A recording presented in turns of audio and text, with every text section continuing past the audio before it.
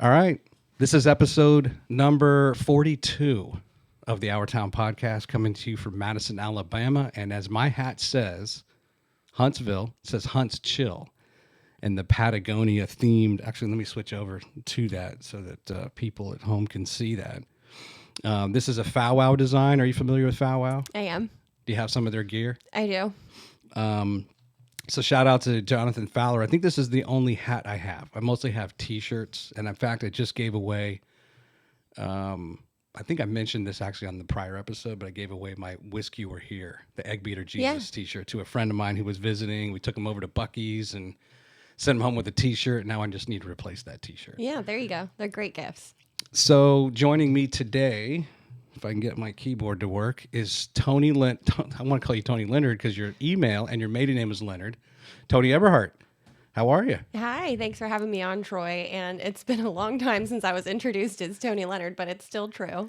That's fine. It's just been on, in getting ready for the episode, I know your given name is Antonia. That's right. And then you go by Toni. Yep. But then your email, at least one of the emails you shared with me is from the Hello Leonard, Toni Leonard. So sometimes I get those details just a little confused. Yeah, that's okay. It's totally cool. And then even with my name, Troy, or a Toni or a Tori, then it's like O-R-I or O-R-Y, and those things just kind of like confuse me more. I listened to this on NPR. I learned that the reason that happens is because we put similar things in our heads within semantic buckets. So I confuse Tories, Tonys all the time, Laurens, Laura's all the time, because you keep those names, especially if you have a positive affiliation or a negative affiliation with them, they'll sit in the same semantic bucket in your brain, and it's just you're going too quickly and you pick the wrong one out. So how often have you, if you didn't get into a good habit of like when you do an email and do like a custom signature that's going to be no matter whatever you're sending or replying to, have you ever kind of had to craft those and then do your like salutation, or not your salutation? Is that the salutation? Is the ending sincerely or regards or thanks? Anyway, sure. Have you misspelled your own name kind of in typing an email like that? Yes. I can't tell you when, but I'm sure. Just going too fast. I think I chose to like, in jobs I've had where I've sent just a ton of email, right? It's just email all day long. I didn't go with the signature because I wanted to, sometimes you want to say thanks, sometimes you want to say regards or warm regards, and so in that spirit, then I had to type my name every time. And there was so many times I would type it T-O-R-Y or T-R-Y-Y and just things like that. That's fine. You know your name. You don't have to prove it. And maybe the people who actually are the recipients don't even notice. Right. Right? Because they're so used to getting an email from you. That's right. Yeah. So when did the change from Antonia to Toni take place for you? So I was actually named after the book My Antonia by Willa Cather. And in the book, the character's nickname is also Toni. It's just spelled with a Y. Okay. So my dad chose that name, and he kind of knew from the beginning that he was going to name me that, but then call me Toni. Okay. All right. So just a primer that we'll come back to later, but this is Toni Eberhart from many things here in Huntsville, Madison. She's employed by Booz Allen. That's her normal job, has a contract work over at NASA. But she's also heavily involved, and the reason that you were referred to me was through Launch 2035. And I believe it was Dr. Joe Denoto who was responsible for possibly, actually, I don't know if he was personally responsible for having you on the show, but once I started interviewing the Sarah James and the John Josephs, you are a co-chair with, right, on the entrepreneurial committee. Your name certainly has come up many, many times from different people. Hey, you got to have Toni on the show. Yeah, we're going to just get you a Launch 2035 org chart so you can check everybody off. I think I'm actually making pretty good progress. You are? In fact, you might be, let's see, let me quiz myself. So Rob Hamilton, I've interviewed him. He's your chair. I've interviewed John Joseph. You're a co-chair with him. Then I've interviewed both Joe Denoto and Sarah James. They're from the land use. I think what's the other committee? Workforce. The workforce. Yeah. Who's the? Stephanie McCullough and Lindsay Ferguson. Okay. Those are two that I need to get to then.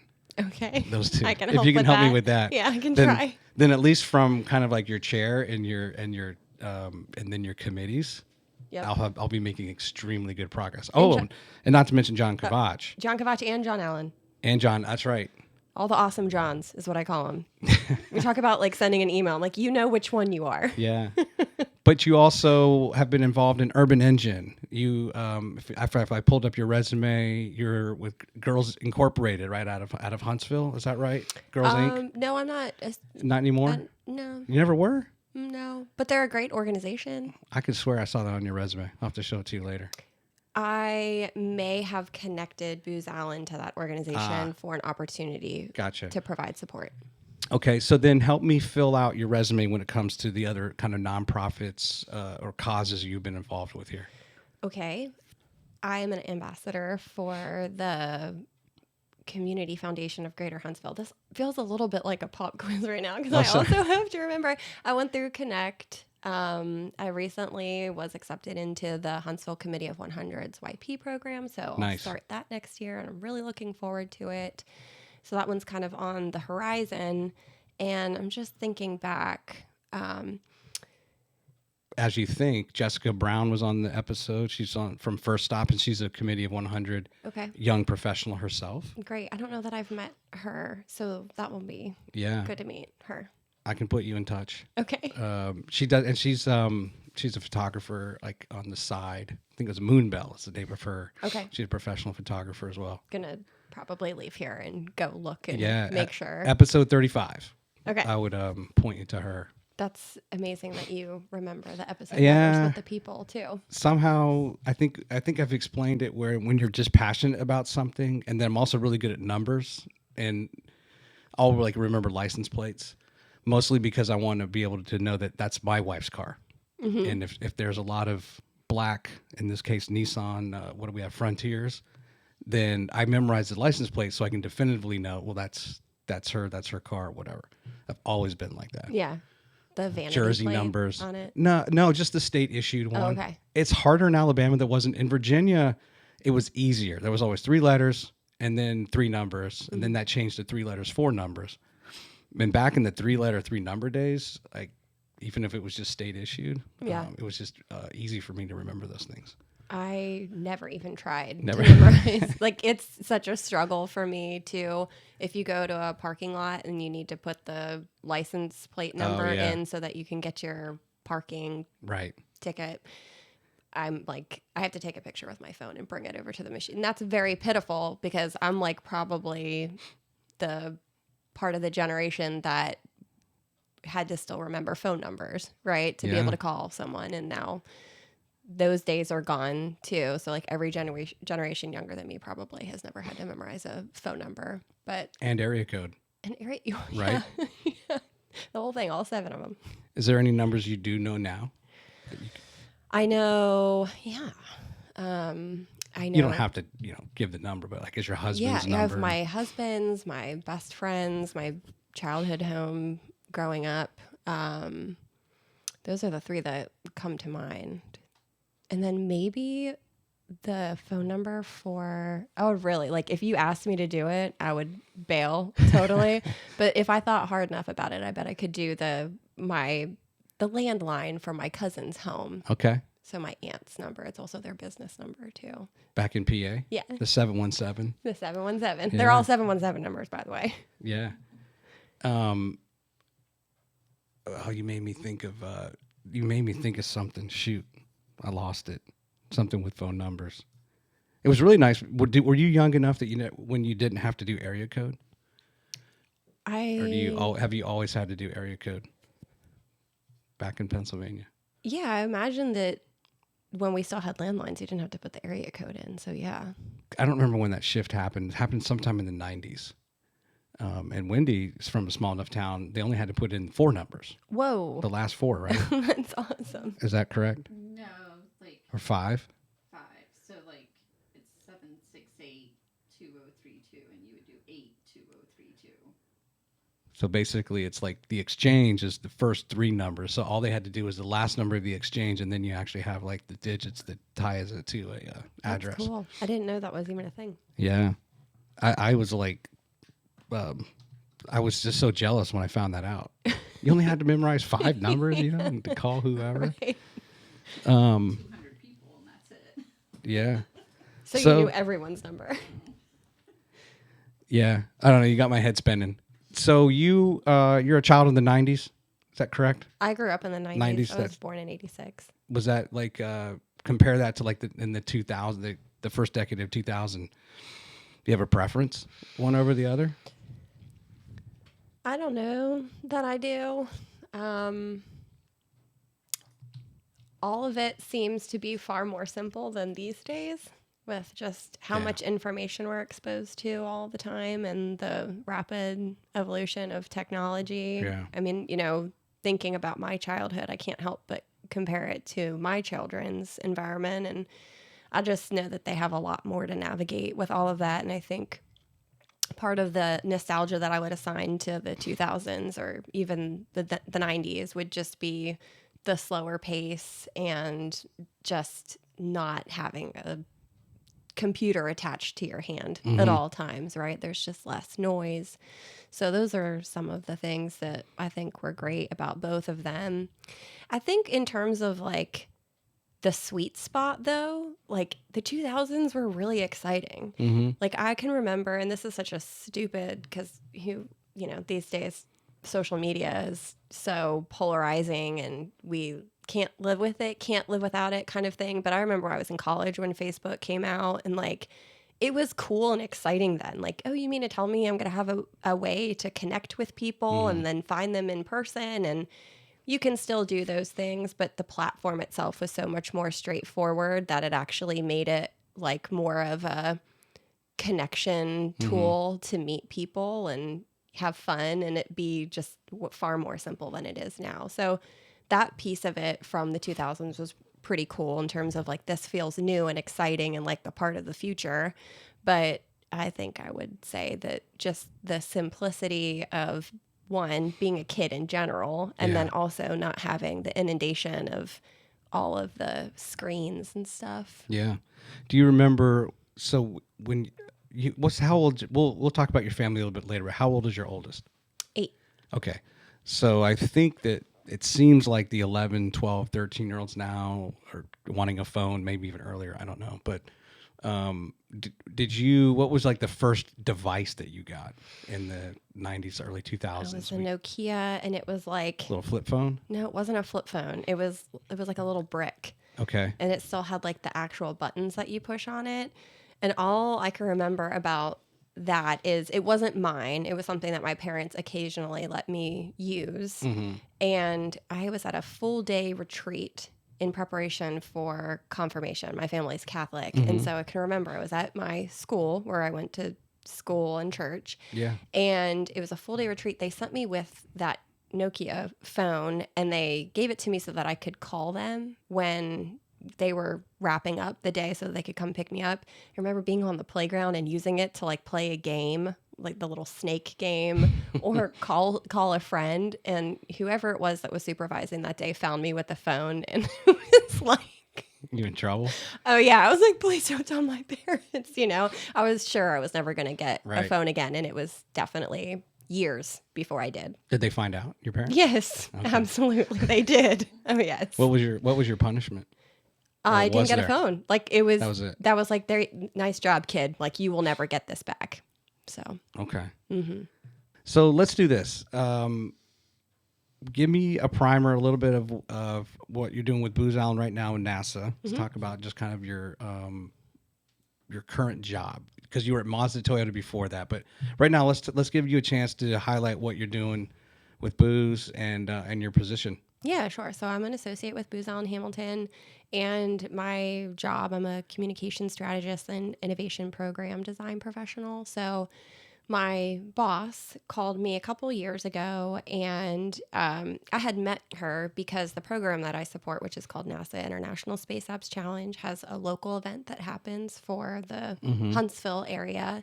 And I had met her through hosting that event locally when I was at Urban Engine. And she called. There was an opportunity to grow the program and look at doing some additional things that would help the participants in it around the world further mature their ideas or find avenues toward getting a little bit more academic in their study of the subject matter.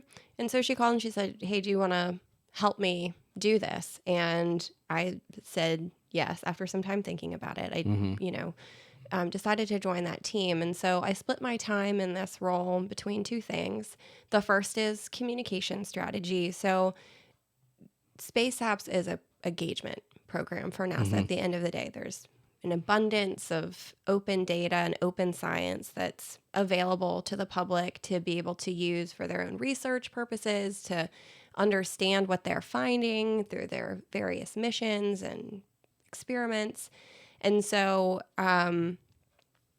we want to be able to tell the world about that and give them ideas for how they could interact with that data and with that science. And so there's just a tremendous amount of work that goes into messaging and communicating. And there's over 30,000 participants around the world that work on the hackathon each year. Yeah. So when you talk about reach, and then in the process, educating for how to participate and educating for what success will look like if you do, and then encouraging for afterwards what a participant could do should they have an interest to continue working or furthering their citizen science. There's just so much that goes into it. So I do half of my time supporting the communications and bringing back opportunities for NASA as an agency to amplify the program throughout. So my client is at headquarters, but there are other centers and they all have engagement programs and STEM programs. So we can be a piece of that for them. And so we just want to make sure that they're aware and they're sharing it with their communities who may be interested. And then the second piece of it is the innovation program design. So that's the part where we're looking at what does it look like for someone who has completed a hackathon, their project successfully conveys an idea that they have for how a challenge could be solved. And at the afterward, they're like, I want to keep going on this, right? There's so much out there that can help them either, to just give an example of one pathway. Say they really enjoy working with their team and one person is a marketer and one person is a software engineer and one person is a business development person, and then they have the right ingredients for that soup to go and be a startup. So we want to give them pathways to be able to operate in that capacity should they have an interest in doing it. Or it may look like, we have lots of youth that participate in it.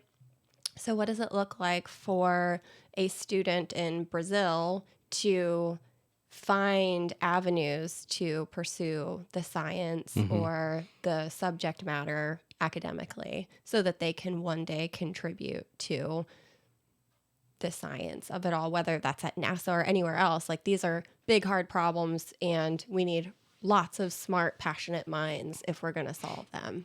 So I may have missed it, but so is it entirely students and young professionals that you're working with? Anyone. It's anybody. So is it kind of like a mobility program within NASA, like you were saying? It's an engagement program. Yeah. I mean, I think in some ways it can be mobility. I think that it can provide opportunity for mobility, but I think it can also provide opportunity for other things to happen too. And so as part of the innovation program design, we're trying to figure out where's the most value and how we set pathways going forward for potential. Right. And that's really vague, but that's why it's work, right? Is that we have to figure out what the key value opportunities are and where those trails, like if you would look at, if we set everybody at a starting line and you said everybody go at once toward what you want next, we would try to predict where we would see those trails really get cemented first, right? And then resource them along the way to be successful for whatever that end goal that they have in mind would be. Now, your Booz Allen headquarters are in Virginia. And then I don't know if you were speaking of those headquarters or NASA's. Are those in Houston? Are they headquartered in Houston? No, they're in DC. They are in DC. Okay. Yeah. I was ignorant on that. I guess I'm just thinking of the big locations, right, where they. Yeah. We know I mean, Huntsville, they all of have course, different they're here. centers with their like expertise of the center. So I mean, we say like Huntsville is propulsion headquarters, Right. sort of, right? Right. And then there are other centers kind of have their niche expertise, but the official NASA headquarters is located in Washington, D.C. Okay. This might be my time. I told you I was going to tell you a funny story Okay. about Booz Allen, and I better tell it now before I forget to. Okay. So back in 1999, 2000. So you have to know the Northern Virginia area well, but transportation has been a real struggle for them. And they just, I mean, I think the thing had been sitting complete for 6 years, but they finally completed like a stretch of the metro, the train, all the way out past like Dulles Airport. But it sat for like 6 years, like tied up in litigation and lawsuits and whatever. Mm-hmm. But if you go back to 2000, that was the stretch that they were trying to bring into like Tyson's Corner, where Booz Allen and SAIC are like right next to each other. Now, I think SAIC is actually headquartered in San Diego, but they have a huge presence in Northern Virginia. So this was like my first real job. I was like doing my undergrad, and I was working full time at SAIC. And one day, people came into work, and they noticed that I don't even remember what it was called before. There was a street that you would turn on, and as you went down the street, you would pass SAIC on your right, and they had 4 buildings, and then you'd hit the Booz Allen complex. And all of a sudden, it said SAIC Drive. So that was a real kick to where for like the Booz Allen people, because they would have to tell people, oh, in order to find our office, you would have to be on SAIC Drive. They just changed it. So they complained, of course. They find out, they hit the roof, they're pissed off, and they were like, well, how could this happen? And SAIC was like, well, we just went to the county and asked permission, and it's not like they had to ask your permission. Oh my God. And they changed it. And like, well, what's it going to take to change it back? They said, if you go in with us, we're going to lobby really hard to have our own metro stop, so that when the train comes through, the price of real estate was going to skyrocket anyway. But if you had your own like stop, and it was super convenient for people to get off the train and come to work, Mm-hmm. they're like, if you join us in lobbying for this, then we'll change the name.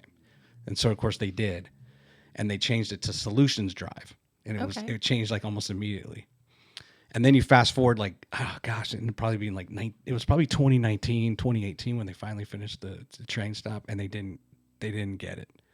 It's just a little bit further down. Like, Oh no! no.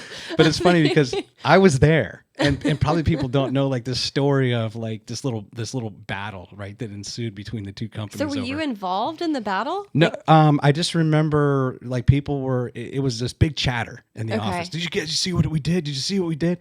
And I was too early in my career to have like competitors, or to feel like.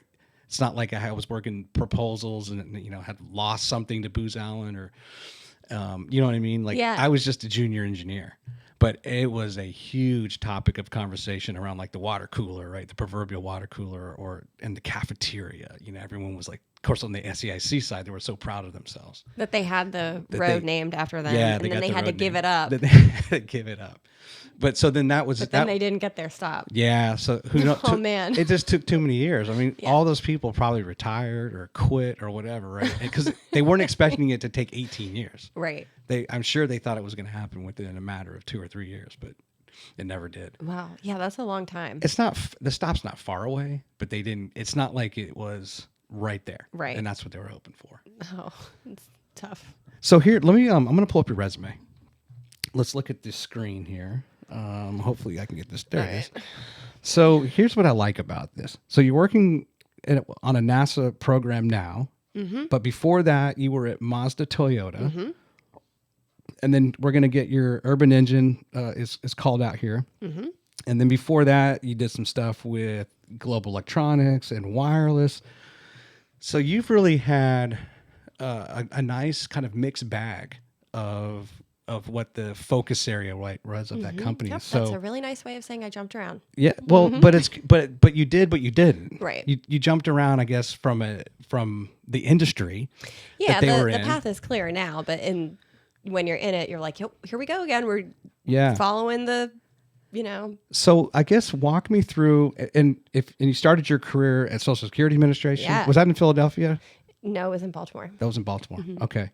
And then you worked for the Army. Were you in the Army? No, it was civilian. Okay, civilian. Okay, so yeah, you definitely jumped around. But but let's not go all the way back to when you were at Drexel. We'll talk about that later. But Okay. just as far as, was it you got recruited, you really didn't like your job at Social Security, and ended up didn't like your job at the Army Recruiting Command? Kind of talk me through those jumps. And was there any sort of common theme there? Yes. So I will say that the common theme for me is just perseverance, one, because sometimes you have change because it's not your choice, but then you also sometimes have change because you're persevering towards something that you want to do. And I think along the same lines, I'm very much someone who is like, I can't ignore what I'm passionate and curious about anyway. So if something isn't working with me, like I'm not somebody who does very well to persevere through that. I'm just looking for where's the next opportunity that's going to get me closer to feeling like I have purpose in what I'm doing. So those are the common themes, but it's so much easier to say that now, 15 years into my career than it was first job out of college working for the Social Security Administration. I mean, I can tell you when I was in school, I worked a lot. I've always been a worker bee. And You said you had 7 W-2s one year. I did. Yeah. We'll talk about that later. Okay. 'Cause I definitely want to come back to that. Yeah. So, in addition to like making ends meet and making sure that like I could pay for my rent in Philly, because my parents paid for my college tuition, but beyond that, they were like, if you want to live in a high rise, instead of a dorm, then you're going to need to have a job kind of thing. So that was like a requirement for me. Like I knew I had to have certain dollars coming in if I wanted to have a certain kind of lifestyle. But in addition to that, I mean, we're talking about restaurant jobs. So that wasn't, when we talk about like, what am I passionate about? What's like making me feel like this time on earth is being well spent. Right. It wasn't that, but I would do like free internships when free internships were still like a big thing. I saw a meme on the internet the other day that somebody had posted about like HR getting really in a tiz anytime a hiring manager is like, can we get an unpaid intern? Like that's not a thing anymore. Right. Children will never know the struggle, like, of giving your time to actually receive the education of work, it just, anyway. So, have they created laws to get rid of that? Because I think still like in radio or something, right? You still have to like maybe cut your teeth and do a whole unpaid. I guess so. Who knows? I think it's right, okay. though. If my kids want to go work for someone and get some experience Sure. and they're not going to get, any money, then Yeah. that's going to be okay with me is how Gotcha. I feel about it. But, just so like, again, I think after graduating, I found myself in pretty similar circumstances. I was somebody, so I graduated in 2020. That was not a great time to be going into the job market. The Great Recession was going on. You meant and 2010. What did I say? 2020. Oh, I was God. like, oh my gosh, this whole thing is. Yeah, no, I'm old. Yeah, 2010. And anyway, so that was when the Great Recession was. And I was like, I'm going to graduate and I'm going to get a job. And my dad was a civilian for the federal government for 25 years. And so I had an opportunity that my best friend growing up, she works and had worked at the Social Security Administration. And so she kind of said, hey, we're hiring for these positions. It would at least get you a job. And I was on it, and I got a job that I got to start 2 weeks after graduation. Didn't have to move back in with mom and dad. It was a win-win-win at the time. Yeah. And I continued to do the free internship thing. So while I was living in Baltimore, that was my first experience with taking, a free part-time job of helping a software startup kind of get their marketing, communications, and branding strategy out there. And that gave me an opportunity because my job at the Social Security Administration was very heavy in claims and adjudicative law. So, I mean, it was great from the perspective of like, I can interpret lots of legal information and apply that to benefit people, hopefully, like in their lives that need it. I worked within the disability component.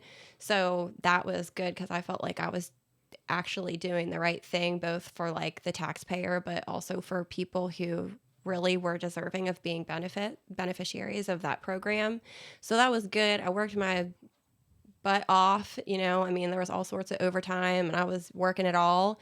But I also had my startup that I was helping on the side. And then throughout this entire, so my husband we're both from the same hometown. He had graduated from RIT and come down to Huntsville for grad school. And we started dating around the time that he had relocated. I was graduating, getting ready to graduate. And then the entire time I was in Baltimore, we were dating long distance. So like when He was Rochester Institute Technology? yeah, yep, Okay. yeah. So he did his undergrad there, and then he came here. But we were like having to fly back and forth if we wanted to hang out on weekends. And he was So from Carlisle or from your town before Carlisle? he is from Boiling Springs. Okay. But it's We'll go back to that. like a mile away. Got right? it. So anyway, Cool name. yeah, it is. The Bubblers was their high school. It's more than just hot springs, boiling springs. Yeah, I that's like right. that. The Bubblers? The Bubblers was their Okay. high school mascot, which That's cool. like if you look it up, it's got like one of the like craziest high school mascots from like ESPN or whatever. Okay. But anyway, I'm trying to make a long story short, and I'm probably not doing a very good job, but I chose to relocate to Huntsville so that we could be closer together. Chad is his name. Chad and I were basically playing for keeps since day one, once we started dating. And I decided that, you know, it made more sense for me to move to Huntsville. He wanted to be a rocket scientist when he grew up, and he was going straight through PhD. And while I had a lot of career aspirations to be successful and do certain things, I remember a particular conversation where I said, hey, like, you know, why do you want to do this? And he's like, oh, I want to put people on Mars. And I was like, would you go to Mars? And he was like, yeah. And I was like, that's way cooler than anything else I have planned. So let's go do that. And it took me a long time. I mean, it really, honestly, even being a civil servant, it took me about 1.5 years to land that gig for working for the Army. And Kim Hansen was the hiring manager that is responsible for giving me a shot. And she's incredible and amazing and someone that you should interview Kim eventually. Hansen. Yeah, Kim Hansen. I'll write it down. Yeah. And yeah, so that's what got me down here. And I did enjoy that work. But when I took that job, it was encumbered. And for folks who don't know what encumbered means, it means that there are return rights for somebody who is actively enlisted in the military, that Gotcha. the person who was in that role before decided that she wanted to do a detail in South Korea for as long as she Right. had chosen to be there. And it made my position term. So there was like a huge, again, like this time in the world for budgets, they let go of everyone who wasn't a permanent employee with the federal government. And so my job was on the chopping block. And I'll never forget, I was at USAREC was the name of the agency that I supported in that role. And we were in like what is the room where the conversation happens, right? Like with the commander, the commanding general. And Got he's it. like, we've got bad news coming your way. Everybody who isn't like a permanent is going to have to go. And I was there like as a ride along for like my boss's boss. And I was sitting in this room and I looked over and I'm like, I think I'm not supposed to know this. You know? Yeah. I got like an early heads up, but it was very awkward for me because I was not someone who had the seniority privileges of being able to receive that information when I did. And so it gave me a little bit of runway to figure things out. But that was sort of how I ended my tenure as a civil servant.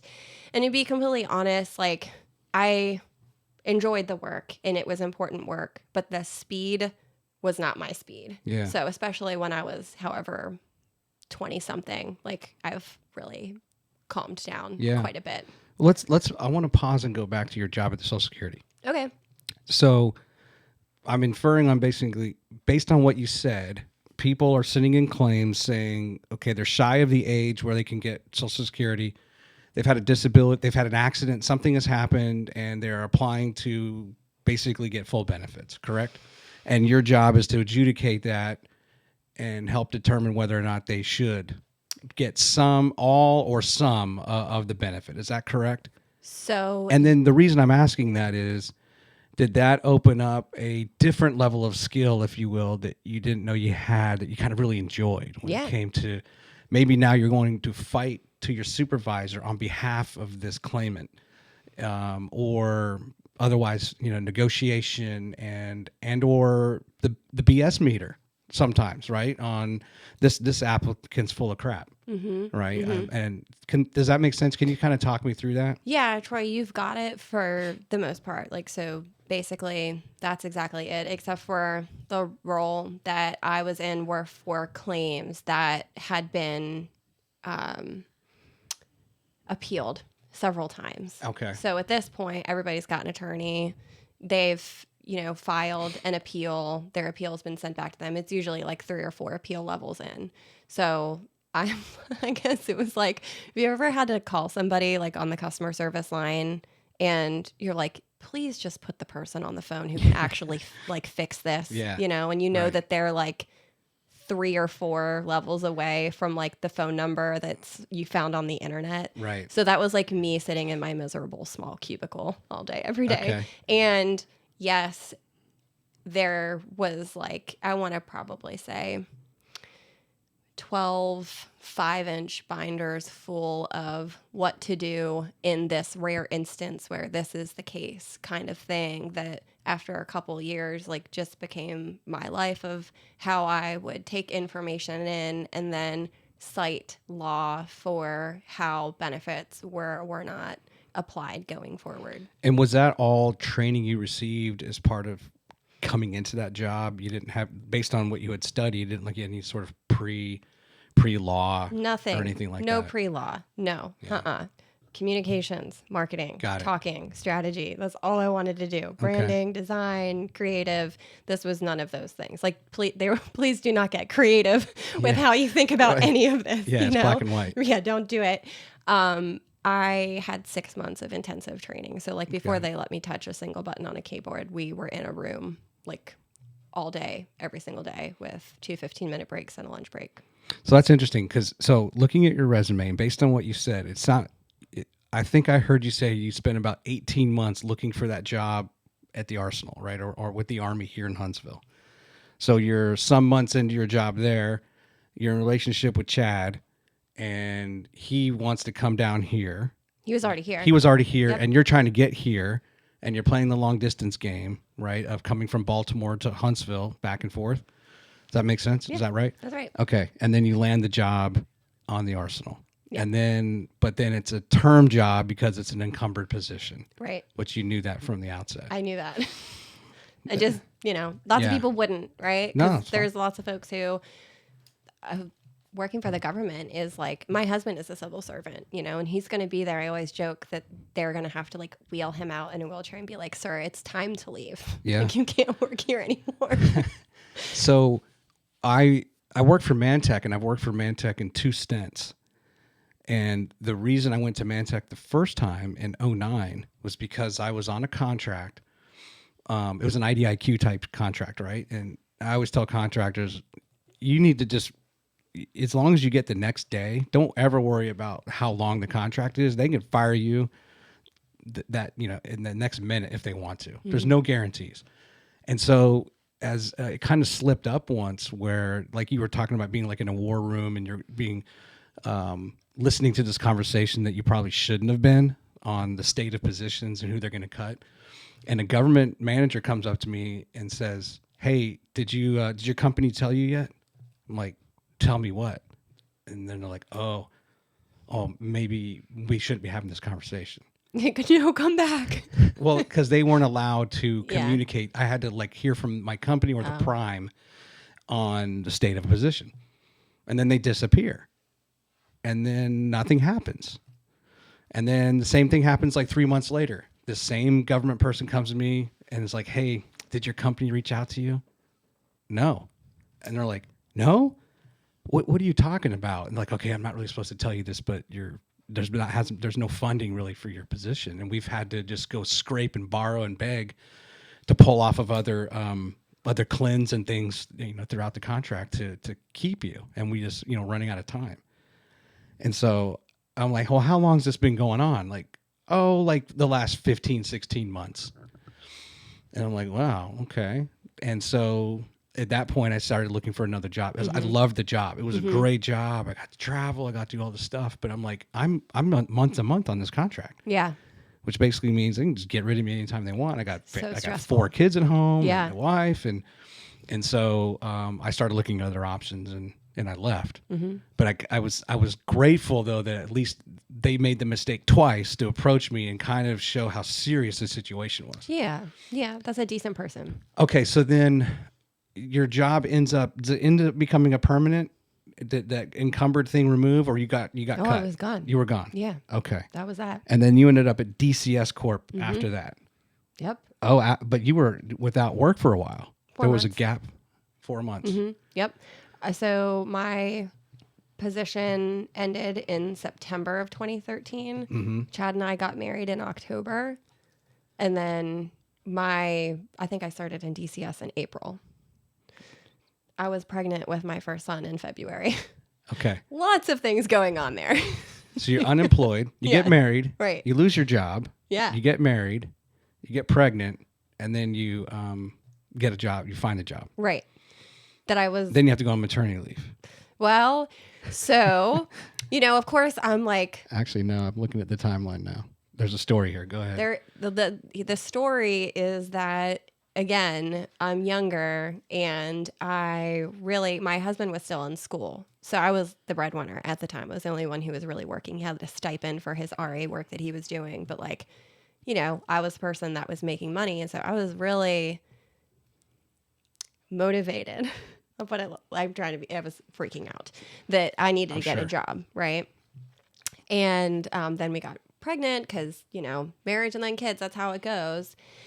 I got this opportunity to work at DCS, and I really thought that could have, I was hopeful that I was going to end up being okay there, but sometimes in life you just take the job because it's what's available to you. Yeah. And first 4 months of working there was a lot of just reading PowerPoint briefs and helping put new PowerPoint briefs together. And again, this is years ago where probably now I would have been a little bit more patient and open-minded. But at the time, I'm like, we don't have any time to waste. We got to go to 100 miles per hour all the time, all day, every day. Let's go, let's go, let's go. And people are telling you, hey, you're young. Just slow down. Yeah, just chill. Toni. This is a great opportunity. Yeah. My dad's like, please just stop. And you had benefits? It was a great job. Yeah. I mean, okay. they totally took care of me. But, I was there and didn't really feel a connection to the work. And so a friend of mine that because you've interviewed Megan, Niven's tenant, she was the one who called me. We had met at the Army when she was working there as a contractor and I was there as a civil servant. And she's like, hey, so I just went to go work for Synapse Wireless. It's a commercial tech company. They're a startup. It's a really fast-paced environment. You're going to get to collaborate with some other people, engineers, product managers. I'm building my team right now. I think you'd really like it. Would you consider coming over? And I was like, first of all, Megan is incredible. And I enjoy her as a person. We're friends, but also she's a great, she's an expert. She's so skilled at marketing and communications. And so the opportunity to be on a team with her, we had already been on a team. We knew that we worked well together. So I was like, yeah, what do I got to do to get the job? Right.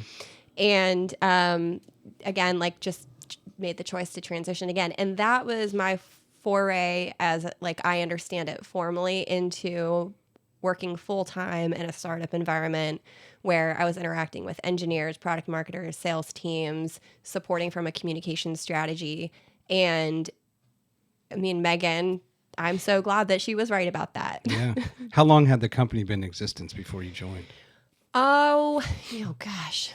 I want to say 4 to 5. It was either 2 to 3 or 4 to 5 years. And Synapse is still around now.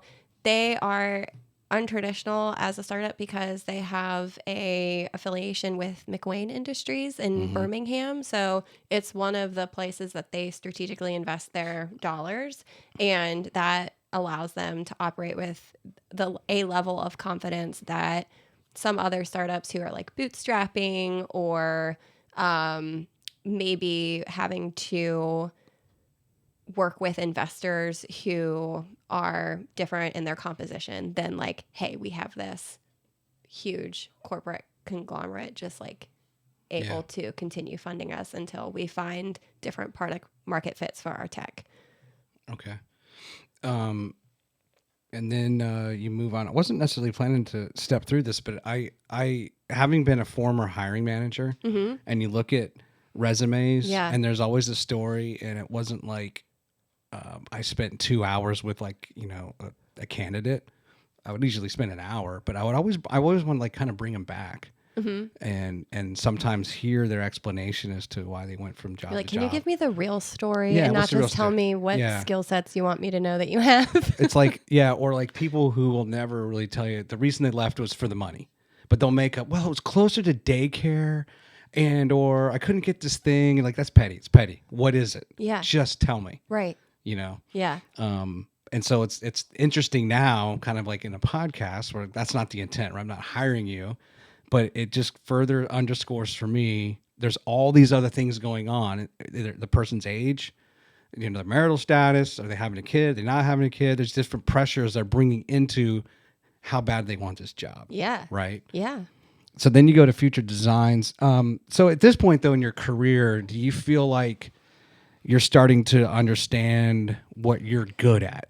Like what your kind of core competence is as a person and what you really want to like continue to develop and, kind of exploit.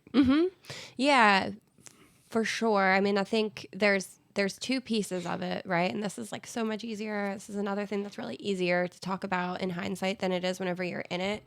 But I think during this period of time, I was being more decided about the kinds of companies and environments that I wanted to work within and how I wanted to contribute to them. So I really liked being able to interact with cross-functional teams.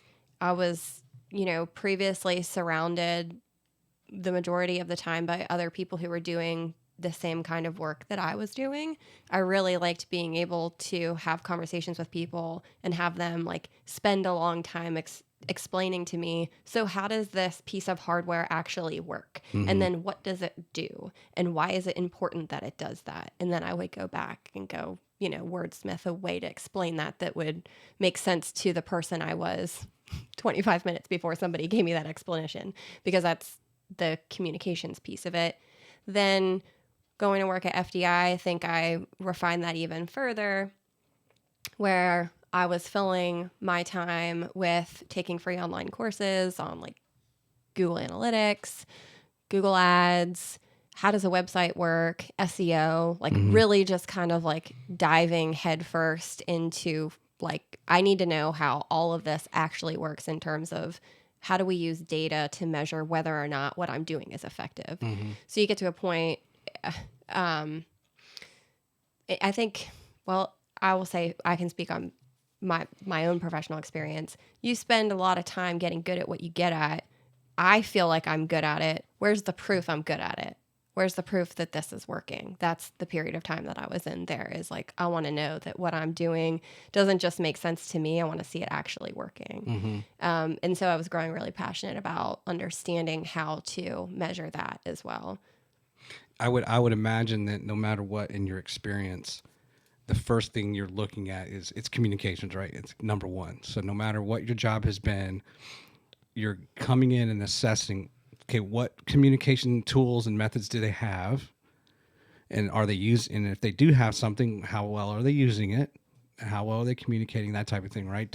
Or in the absence of a tool, what tool do they need, right? And it's amazing how something it seems so simple and it seems common sense, but at the end of the day, it's something every team, every organization struggles with. True? And that sounds like then also for you, it's okay, well, if that's a dime or a dozen, if there's a lot of Toni Eberharts that could come in here and do the same thing, well, then I have to take my skills to another level. I need to understand SEO. I need to understand how to build things so that I'm irreplaceable. Right. Does that make sense? Yeah. I mean, like I was broke then too. So like I was trying to earn a little bit more money by being that, be honest about like, what is it that is really motivating you? Right. I mean, that was relatively early in my career. And I think kind of one of the side effects of having to jump around, whether it was by my choice or because it was something that wasn't my choice. I was still kind of working toward, at this time by the time I was working at FDI, I had Frank, who's my 8-year-old son, and then Claire was on the way too. It was my daughter, my second child. So it was like, we've got a family. Thank goodness by this time Chad was at least working too. Yeah. But we were very much setting our foundation at that time. Was he UAH? Is that where he got his degree? Yes, he did master's and PhD at UAH. Okay, cool. What was his PhD in? Do you know? Or his dissertation? Okay, so I want to say his PhD was in mechanical. I think he did mechanical, aerospace, mechanical. I'm going to have to go back and ask him now, and I should know this. What? But his study, he's a fluid dynamicist, so he was looking at how to increase the efficiency of liquid rocket fuel chambers by studying the acoustics of what was happening within the fuel chamber. Okay. I kind of get that. Yeah. So he would look at like, if you're injecting liquid rocket fuel into an engine, there's a spray. And so he studied not just the way that spray looked to make it more efficient, but also the sounds. Like, what can we learn from it? And then how can we make recommendations for how things should change so that it's more efficient and then it can go up higher, faster. Yeah. I have a hypothesis Okay. that, and I always have been meaning to like Google this, and I've never done it. But to me, like when you turn the shower on, and of course it's cold water, I am convinced that the sound changes as it turns to like hot water, warm to hot water. Yeah. But I've never That makes sense. I've never proved it or like, and then one day I tried to really, but I didn't notice. And I don't know if it's because I was just hyper focused and I was trying to like find a result. Mm-hmm. But when I'm not really paying attention to that change in sound, I think there is a change in sound. But I don't know enough about the science behind cold water and hot water and what would change it. Well, if it's heating, it changes the size of the molecules, right? And it could make like the air get forced out more quickly, which would make a sound. Okay. I want to look into this. Like a tea kettle. Okay. That makes the sound. Yeah. All right. Now I'm going to sound stupid because I should know this. Or everyone's like, oh, everybody knows that. I don't know. No one has explained this. That would be my, what is it? You have your hypothesis and then you have to like set a theory. Yeah. So that would be my theory. Yeah. It's just kind of like things that we've learned through osmosis, through life, where you just think, well, it has to be that way. Right. Just the way we understand natural law. Yeah. And it's like, just talk about like, my brain versus somebody else's brain. Like, yeah. I'm very, like, I just did it to you. It's the tea kettle. It's the tea Troy, come on. It's the same thing as a tea kettle. But, like, my husband would be like, no, we're going to need to go open some books and validate that this theory is correct. And then, so it's all good. We'll get to the answer eventually. All right. So before, we're kind of at the point of Urban Engine. However, I want to skip forward in the story. Okay. Because then you kind of, your profile goes up as you start working for Mazda Toyota in a way. Now you're working for like, whoa, these are two massive size companies, right? On the world stage. And then even now and coming into NASA. So how did you find out about the Mazda Toyota job? Walk me through what your feelings were. Did you have confidence going into that? Did you have some reservations? Talk me through that. Yeah, I'll just say, like, the other day I was talking to somebody who had newly joined Booz Allen, and she just completed a master's degree, and she was like, do you love this job as much as is this your favorite job so far? And I was honest with her, and I just said, no, like, I loved my work at Urban Engine more than I've loved any other job that I've ever done. I'm super passionate about helping startup entrepreneurs find the resources that they need to be successful. I think it's a really important part of our economy that has a lot of promise throughout North Alabama. And I got to do that every single day. And like, for me, what that looked like, I mean, of course, there was a whole lot of like running a business stuff, whether it's a nonprofit one or a for-profit one.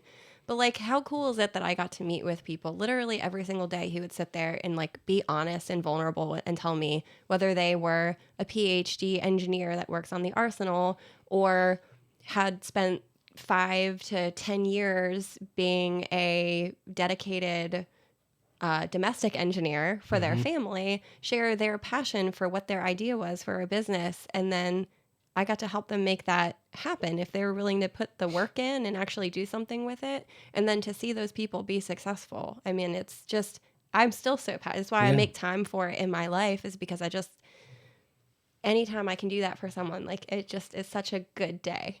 So, yeah, I would say that like that it was my experience at Urban Engine, and it kind of prefaced the opportunity that I was given to join Mazda Toyota Manufacturing. And I think after 4 years of running a nonprofit and doing really hard work, running lots of events, I mean, just like events management, if you know someone who has had to support a lot of events, and we did like 150 events per year, like that work is just, it'll burn you out, right? Especially within a nonprofit environment. And so I was just honestly tired, and I'll never forget, I wasn't looking So for that anything was now. your kind of full-time gig? Oh, yeah. Urban Engine? Yeah. Okay. Full time and then some. Yeah, I guess My I life. misinterpreted that. Where just kind of looking at things, I thought it was more of kind of with your extra time, with any sort of residual time, and you were still working full time. Okay. Yeah. Got yeah. it. Yeah. I'm with you now. Full So time you're Urban kind Engine. of, I was just fundraising for my own salary, you know. so despite the passion, you do kind of hit a point where it's a little much. Yeah. And you're like, I kind of need to go back to something a little more traditional, just to kind of chill out. Yeah, but I wasn't looking for anything, you know, honestly. Like I was so, and still am, just happy to do that work. But I'll never forget, I was recording a podcast for the Urban Engine podcast, and I had a message from Mark Brazil, who's the vice president of administration at Mazda Toyota Manufacturing. And he said, hey, we're going to be hiring someone to come on board for external affairs, and your name was recommended to me, and like, can I like talk to you? And I just remember sitting at my desk, and at this time it was all pre Mazda Toyota Manufacturing really being Here. I mean, this is pre-plant. There was no plant. There was nobody even knew where the office was. Like, who knows? Who knows if there was an office at this point? So, but what we knew is that it was coming, and that it was going to change the landscape of North Alabama and its workforce, and that it was going to be something that would have a ripple effect and would change our community's DNA for a really long time. There were huge investments that were being made by both Toyota and Mazda. And so that's what I knew. That's the information that I had. I love North Alabama. Huntsville is home for us. I have family back in Pennsylvania still. But through my work at Urban Engine, not only did I fall in love with being able to do entrepreneurial ecosystem building, but I also got to meet people in our community and their character and their passion and their authenticity when it comes to, we really do want this to be a great place to live, to work, and to play. And having an opportunity to be a part of that, and then having the opportunity to be a part of that through Mazda Toyota Manufacturing. I sat at my desk when I got that email. I had never met Mark before, and I just immediately started sweating. Like my hands got clammy, and I was like shaking, and I'm like, me of all people, you know? What could they possibly want to talk to me about? And so after having the opportunity to meet with Mark, and he had convinced me to come on board, after a while I, made that decision and help them kind of put together the foundational strategy for what it would look like for Mazda Toyota Manufacturing to be a corporate, a corporate philanthropist, to hire the workforce of up to 4,000 employees that they were hiring at the time, to have partnerships with other organizations in the community. The whole like branding piece with their logo was a really big project. So kind of looking at that and having the opportunity, their government affairs, even at times there was a lot of activity that needed to be addressed there. All of that was just a really formative experience for me. And within the context of like Toyota and Mazda own that company together. So when you work anywhere, especially if it's a large company, there are certain things that are true.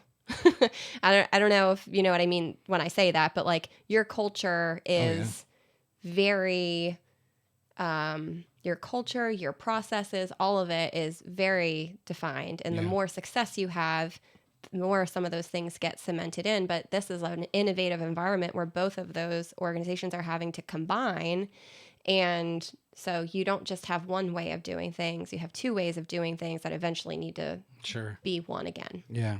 That's interesting because you're right. And there's probably a lot of infighting and stuff that the public doesn't see that happens in any organization, particularly when you have two companies, two businesses that most likely, most assuredly do certain things differently, right? Mm-hmm. And then you've got the Toyota way and the Mazda way, and then ultimately maybe the Toyota Mazda way, or the way it's done in Alabama versus, pick a city, Cleveland for all I know. But right.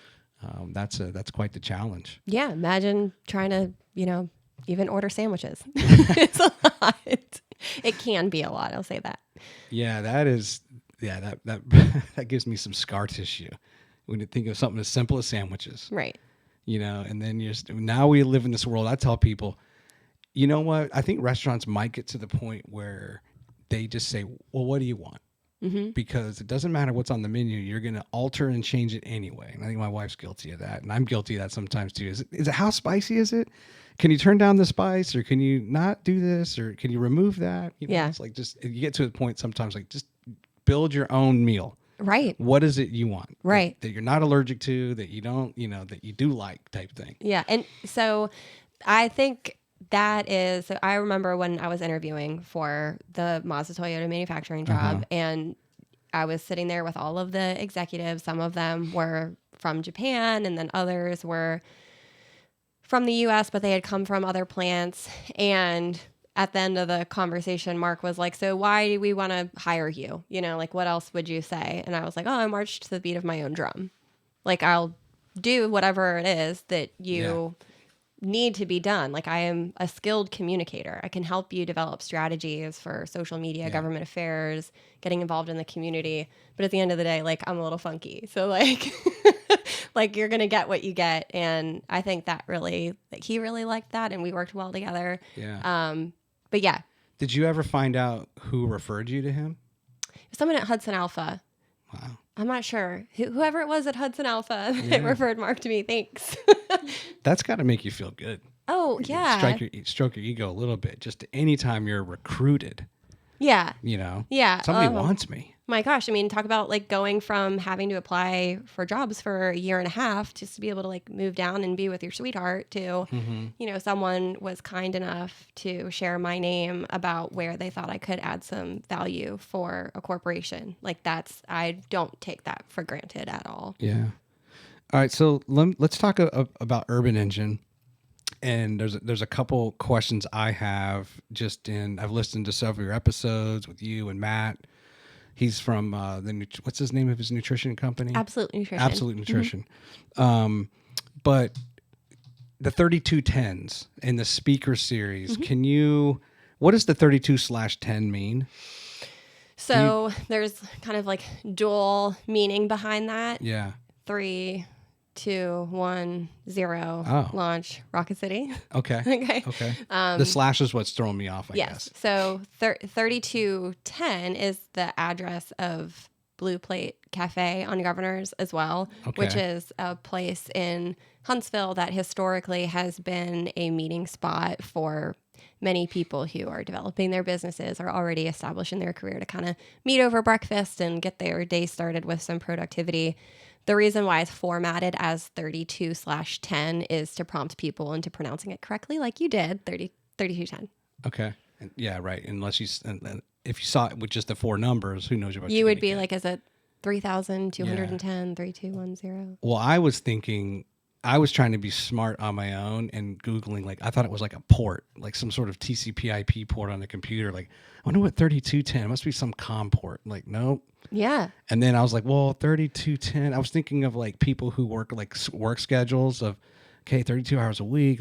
It's technically full time, but it's part-time hours. Yeah. And then, or you work the 955 or 995s, right? I was but I couldn't resolve this in my mind.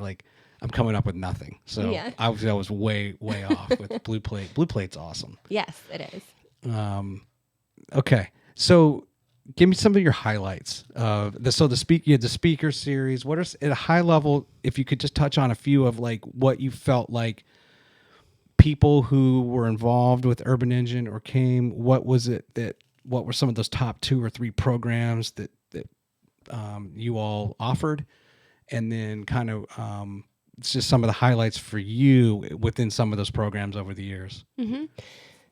One of the things that I remain most proud of during the time that I was at Urban Engine is just how engaged our volunteers were. So like before I was there as an executive director, everything that Urban Engine facilitated underneath its umbrella was happening independently through the help and support of people who just like wanted to see it happen, you know? So like I am one of those people. I was working for Huntsville startups and I was like, you know, setting the foundation for my family. And I'm like, well, if I've decided to do this startup thing, this is the environment that I like to work in because it's fast and it's hard and it's creative. Well, other places, when that startup fails, you just go work for another startup. In Huntsville, I don't have too many options. So I started to find other people who were like me. I mean, I'll say I aspire to one day have my own company and to start up. But at the time, I just wanted to go work and be a part of the dream and be a part of the team that was doing the thing. So I was trying to find other people who were like-minded and wanted to do those things, and or the people who were creating more of those environments to be around. Yeah. And there was a lot of energy. There was a lot of passion in those early days from the other people who were showing up to make that happen for Huntsville. And so those people that were there in the beginning are the people who, a lot of them are still there as volunteers now. And any nonprofit leader will tell you that it's nonprofit, so you need people with passion that are willing to volunteer to keep the dream alive. And so that was a highlight, just working with those people who were on the team. Like they were better. Not to say that the staff I had at the time wasn't amazing, but they were there as volunteers first. And it was like, hey, like I can pay you if you want to do more of this, right? But like the volunteers there for Urban Engine, like they were better than employees because they were there because they were passionate about it. They believed in it. They wanted it to be the best. And so that was a highlight. Co-working night, I don't know if I've mentioned, but that's been the longest running program that Urban Engine has facilitated. And it's a free weekly, it's now bi-weekly, so it's every other week. It's a tech conference for people to learn, connect, and collaborate. So this is a place where anyone can go and network with others who are like-minded, have a shared interest in entrepreneurship, startup, technological innovation.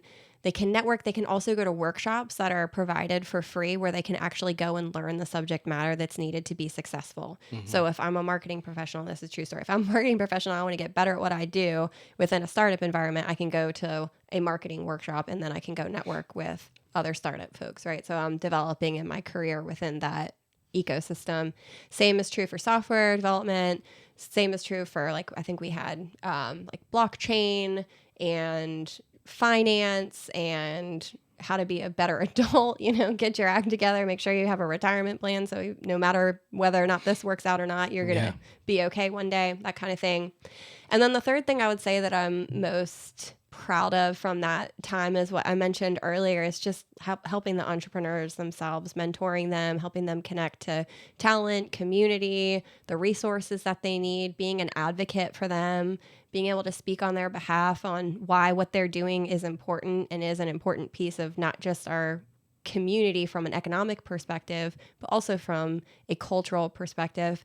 Like, you know, taking a step back and looking at the bigger picture, and this is kind of where I'm at now, is entrepreneurs are responsible for so many of the things that we enjoy as part of our community. When they reach a certain level of success and influence and resource, they're able to give back in ways that make things happen that without it, we just wouldn't have those things. I mean, there's a reason why it's Mark C. Smith Concert Hall, right? Yeah, right. So helping people do that and reaching that level of success is important to me because I want my children to grow up here and have the same love and appreciation for all the things that make our community great, knowing that it's because someone took their idea, made it a reality in many instances, and then were so successful and wanted to give back. Yeah. So I want to, based on the research I've done on you, based on our discussion that we've had so far, right, in the hour and 11 minutes we've been talking, it flies by, doesn't it? I think you and I are similar in a way with, you know how sometimes people say, well, I'm an entrepreneur, I'm a serial entrepreneur. It's been one thing after the other. And as much as I believe in the concept that, oh, go off and do whatever you're passionate about, well, that doesn't always pay the bills, right? That doesn't always help you to maintain or sustain the lifestyle you've chosen. You know, I have 3 children. It could be very difficult if you told Chad, you know, and who knows what, I'm sure his work is stable, but you never know what's going to happen. If you're like, hey, you know what, I'm going to stop doing this job and earning income because I want to be an entrepreneur and I want to go do this, which could be highly risky, right? And a serious impact to your way of life. Correct me if I'm wrong. So I'm in that way too, where I've always wanted to be my own boss and I've always wanted to have my own company, but we started a family pretty early. And you all, it sounds like you kind of started your family early. And so your involvement with Urban Engine is it's kind of dual. It's very dual for you. You totally enjoy helping out the entrepreneurs. It makes you feel good. But at the same time, you're not necessarily at that point where you have found something that's worth taking that huge risk of going off on your own, right? And having to maybe raise money or spend your own money to fulfill a dream. Is that accurate? Yeah, it is. Does that keep you? And then otherwise, kind of still looking for that. I still haven't found the thing where I would just be so passionate and put all my blood, sweat, and tears and energy into, and get the full support of my spouse. Does that make sense? It does, and I think what you just described is probably more truth for me now and where I'm at in my life than it was when. I mean, I did leave my full-time job and go work for an unfunded nonprofit. Yeah. Like, so you've done, yeah. Pregnant with my second kid. Like I was, I mean, I did do that thing where it was like other people probably did say that was dumb, you know, like not the smartest financial choice for you, Toni, but Chad was working. He was working at the time. Right. Yeah. So you had some security there. We did. Yes. And we, you know, I mean, I think we had a lot of support from the community and I wasn't worried about, you know, I had great colleagues. Like, people, we were surrounded by really great people who were not going to let this fail. And it didn't. But it still was a relatively risky move, I think, to take. And, well, I'll just say, like, I haven't done it again since. Got it. So still kind of looking for it. It's not that you would have it closed the door completely. It's just not going there yet. Yeah. Well, you know, my kids are small. So 8, 6, and, you know, 18 months old. They're babies. And it's a season of life where it's my priority to make sure that they're taken care of and having stable employment that also helps me feel as if I'm making an impact in the world in ways that are meaningful to me. That's the right balance for me right now. But I do aspire to one day go and do dumb stuff again and work for myself. So I want to hear about these. So you were at Drexel University in Philly, which by the way, I love Philadelphia. I love it. And I love visiting. Of course, it's a little bit harder for us now where we live, but from DC, well, we lived in Winchester, which was just off 81, which was just about an hour and a half south of Carlisle, where you lived. But so Drexel is in Philadelphia. Tell me about these 7 jobs, W-2s, right, restaurants and stuff that you had kind of in college, and just walk me through some of those jobs that you had. Yeah, I don't know that I can tell you what all 7 of them were right now for that 1 year, but there was just You were grinding. Yeah, so Drexel is a 5-year program. So it was either like my 3rd or 4th year that I was there, and my dad was like, I'm tired of doing your taxes. Do them yourself. Right. And so I had to go out and like figure out what the process was for filing my own taxes. I wasn't a dependent anymore, I guess is probably a piece of it. But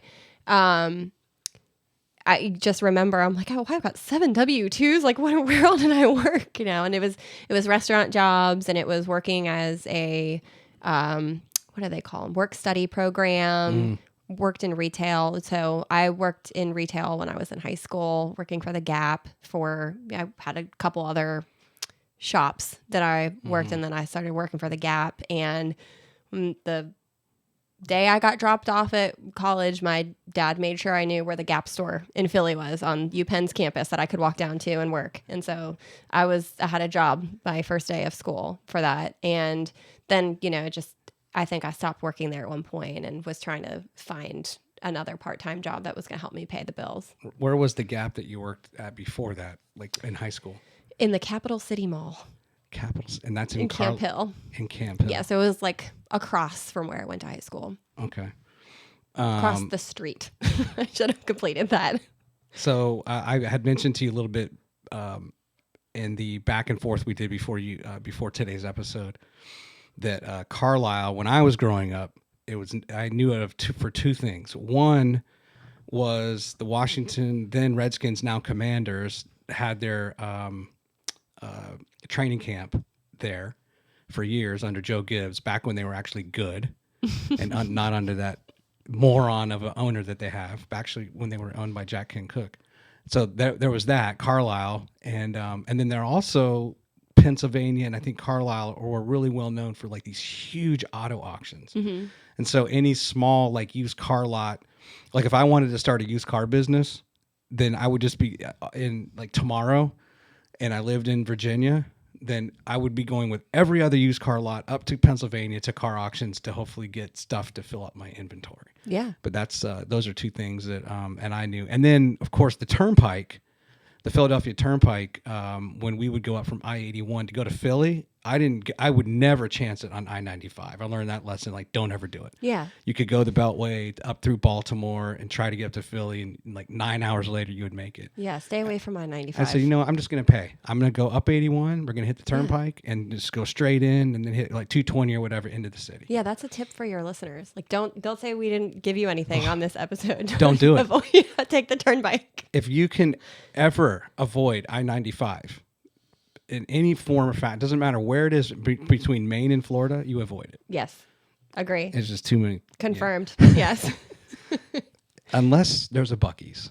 There's a Buc-ee's, and then we're stopping. We're going to Buc-ee's. But so tell me about and you also mentioned that you lived in the county, I guess just north of there. Yeah, Perry County. In Perry County. But just talk to me about kind of growing up in Carlisle. What was it like, and what were some of the fun things that you did with your friends and your family? Sure. So there was the car show. A lot of people know Carlisle for that's right. And there was a car show. That's right. So that was a thing with Carlisle, and we had the track or the field where you mentioned was at Dickinson College. So there's the college there too. Carlisle, Cumberland County is really similar to Madison County. I remember when I was visiting Huntsville and Chad was convincing me it's a great place to be. He says, just like home. And it is true. It's part of Appalachia too. It's just it's further north. So there's mountains there and there's hiking there. The outdoors are like really beautiful, and it's nice to go hiking and spend time out there. So we did a lot of that growing up. I grew up in Perry County, like you had said, which is super rural. And I enjoyed that a lot. It was the kind of place where I would just go outside and play for hours and hang out. And it was picturesque. We had like a 3/4 of a mile driveway, like up into like a mountain area. And it was really beautiful. And I enjoyed that. But when I was 10 and we moved into Carlisle, it was more of a suburban environment where then I was able to kind of do the like go through my backyard into my best friend's backyard and like go back and forth kind of thing. And then we would walk to the community pool together. And That's where I met a lot of my best friends now. Some of them I went to school with, and then others were just like neighborhood friends, which I think is really important for kids to have. You got your school friends, you got your neighborhood friends, you got your pool friends, you know how it is when you're growing up. Your friends at the Gap. Your friends at the Gap, friends everywhere. And look at me now. I still love making friends. But yeah, so it was nice for that. I met one of my best friends. His name is Evan, and he lived in the neighborhood. We swam on the swim team together, and as a teenager I snuck out of my parents' basement into his, and there was Chad. And so just like that's like a small town, what is it like story. They went to a different school altogether, like the way that the districts were. It was like he lived in the part of the neighborhood that was zoned for Boiling Springs, and I was in the Carlisle, but I went to Catholic school anyway, so I wouldn't have met Chad otherwise. So Evan was naturally our best man. That's cool. And then you also you took like voice lessons, right? You did some theater. Yeah. And principally, what's the lady's name? Joan Fry. How do you pronounce her last name? Joan Frey Boyton.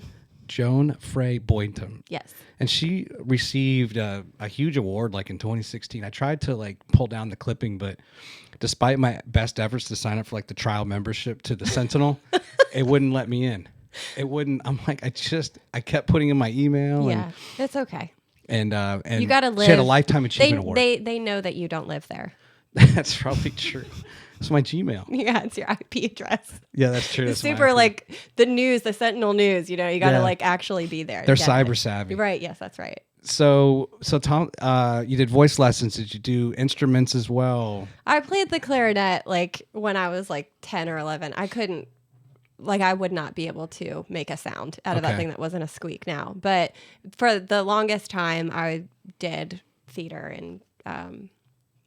Were you doing musicals where you were acting and singing? Yeah, the high school musical kind of thing. Which productions did you put on? Oh, South Pacific and No No Nanette were the two that come to mind. And then I want to say that they did Annie one year too. Did you get the parts that you wanted, that you auditioned for? Yeah. You did? Mm-hmm. I guess so. Yeah. Well, I was the lead one year is why, everybody wants to be the lead. So I got the lead for South Pacific. That was cool. But I think just remembering back there, No Nanette, I had a really fun part in that play too. And then you mentioned, so did you, as an adult, I think you mentioned you kind of want to get back into singing, and sing in a choir. Yeah. Have you done some of that though in the last? Literally nothing. Nothing. I spend a lot of time in my car. Sure. Singing, but that's about it. Around the house, maybe. Yeah, sure. And are your kids picking up on it? Do they have some musical talent or? My daughter Claire is really sweet, and we'll catch her singing sometimes. She doesn't like to do it in front of people, but we can hear her in her bedroom. She'll be singing, and enjoying herself, and it's just really sweet. Yeah. All right, so let's do this. I want you to look at the monitor. We're gonna. I want to walk through some pictures. Okay. And one of these, at least, you've already seen. Yeah. But this is kind of a really. I think even the caption. I think I took this from your Facebook. By the way, I really appreciate people who like post, and you've posted a lot. And as somebody who has to research a guest, you learn a lot through the chronology of photos. And I don't even think I got to the end. I was trying to where's the end of these photos, and I just kept going and ended up back in I think 2015 or 2016. Now I know your parents have passed, but this is your mother, right? Yeah. With the reddish pinkish shirt. Yes. And then your father is in the back, the far back of this shot. With the hat on. The hat on. Yeah. But this is just a classic. There's someone reaching for the popcorn, maybe one of your uncles. Yeah, that's Uncle Steve. And there's a kid picking his nose or doing something. I'm not sure what he's doing, but so just talk. Wait, with the black shirt on? Yeah, it's Okay, that's me. That's you? Not picking my nose. What are you doing? It looks like it's a lollipop, oh, right? I'm looking from afar. I'm That's not you. why would I post a picture of myself picking my nose? Well, I can't tell from here. It just to looks be- like you're doing To something. be fair, I mean, I was a kid, and who knows? Yeah. But for the record, no, I'm not. So so walk me through each of the people in this shot. Okay, so we can start with my mom. So that's my mom, Marlene, and then I'm going clockwise. Okay. So next to her is Uncle Steve in the fry bucket. Mm-hmm. Then next to Steve is Uncle Bill. Oh, you say fry bucket. We would say wife beaters. Like the T-shirt fry bucket? No, there's an you're reaching actual in. bucket of I thought fries. he was talking about that. But The you know T-shirt. what? If anybody wants to call that a fry bucket going forward, That's please funny. credit me. Yeah. Yeah, I made. Why not give it a different name? Yeah. So yeah, that's Uncle Steve in the fry bucket. And then Uncle Bill has the pink hat on. Behind him is my dad, Pat. And then in front of my dad is my Aunt Karen. So that's my mom's sister. Okay. And then we have my cousin Matt in the stroller. And then there's me not picking my nose. You getting a lollipop, apparently. That's right. Or not picking my nose, whatever else I'm doing. And then the blonde-haired cutie is my cousin Tracy, and then her sister Amber. So, and those, for some reason, that container of fries, where are you all? Is this Hershey Park. You're at Hershey Park. Mm-hmm. And is that I could swear I've seen that logo or that company of fries. Boardwalk fries. Those are Boardwalk fries. Yeah. Okay. They look good. I think so. With like vinegar and everything, probably. If those aren't Boardwalk fries, because that's, I feel like, something that is important to get. If it's the brand, they're a little bit better. But yeah, definitely vinegar, malt vinegar, salt. You're hydrating for a week to make up for that. Where did you all go to the beach? I know you went to Outer Banks. Yeah, that's where my family vacationed, Outer Banks. Did they ever go up north, though, to like Rehoboth or Dewey? Mm-hmm. Yeah. Because I remember we got those fries like at Rehoboth. Yeah. I mean, they had Boardwalk fries like in That's the mall true. where I was growing up, Yeah, too. okay. I don't know if that was everywhere, but... No, not everywhere. No, okay. Yeah, you can Okay. get those at the Capital City Mall back in the day. That is a great shot. That's at Hershey. Okay. Now this is you. Talk me through this picture. It says 1991. It's kind of scratched into the top right. Yeah, that's my Mimi's handwriting, my mom's mom. This is Easter. So I was like 5. And just all going off to church. No, that would have been after church. We were over there doing like our Easter egg hunt and having dinner. Okay. And there's a good picture of your parents. Mom and Dad. Now if you're willing to share, did your dad die of COVID? No. Because it seemed like it was like June of 20 and unexpected, but I mean, that wasn't what was, he could have had COVID. But I mean, so my mom passed away in 2016 and she just had like it was completely unexpected. She had really, like a brain bleed. And it was really upsetting. My mom, listen, your mom, right? Yeah. So, but it wasn't expected at all. And then my dad passed in 2020. But like my mom was always like taking care of him, and my dad had a lot of fun. He like smoked a pack a day, Got it. like for 40 years, something like that. And he had his Coors Light, that he enjoyed in the evenings too. So, he was just someone that later in life, like he had a lot of health issues because of that. And then he just his heart failed one day. Mm-hmm. Who was around him when he passed?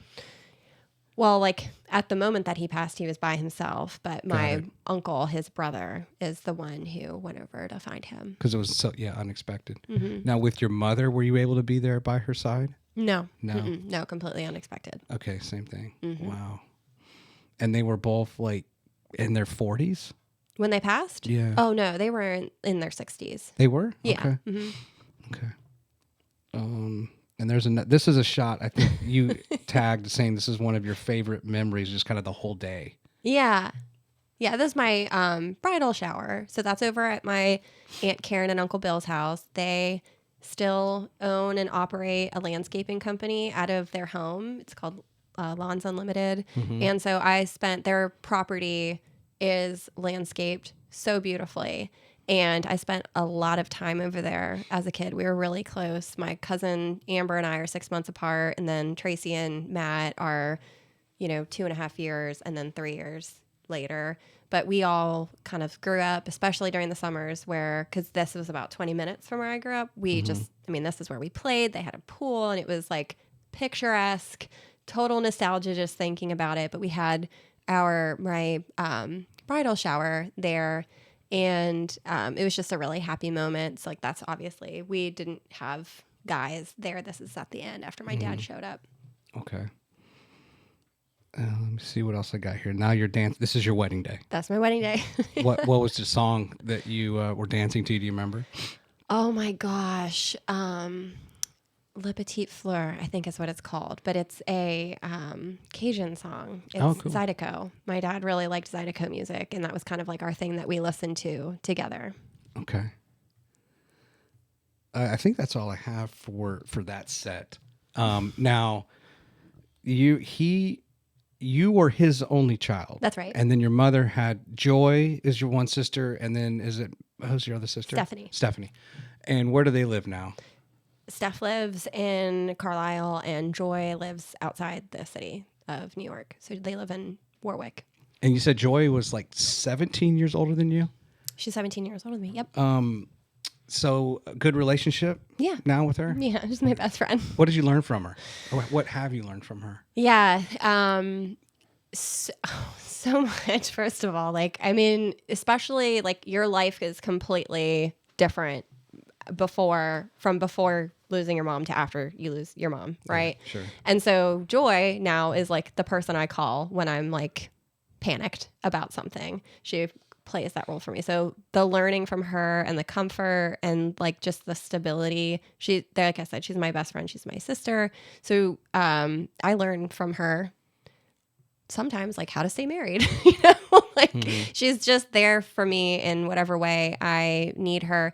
But what was really cool about my sister is that she grew up especially during her like early adolescence, she was in Perry County where it was very rural, and she decided after high school that she was going to move to New York City. So this was, in the late 80s, early 90s, and that was like a thing to do. I think like everybody says they're going to do it because it's the city.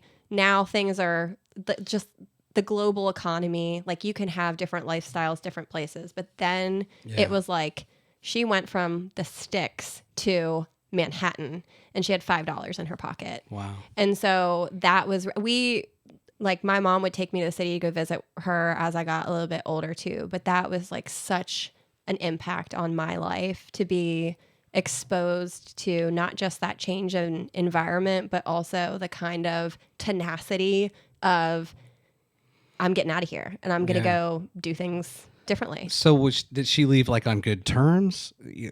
So it was just more of like, I just want to go. Well, so she was 17, right? Yeah. So that wasn't like your mom and dad were like completely in favor of it. I wasn't there. Yeah. I think that there was a little bit of like, I'm doing it and I don't care what you have to say going on. Because that's basically right about the time that you're born. Yeah. Right. Mm-hmm. Okay.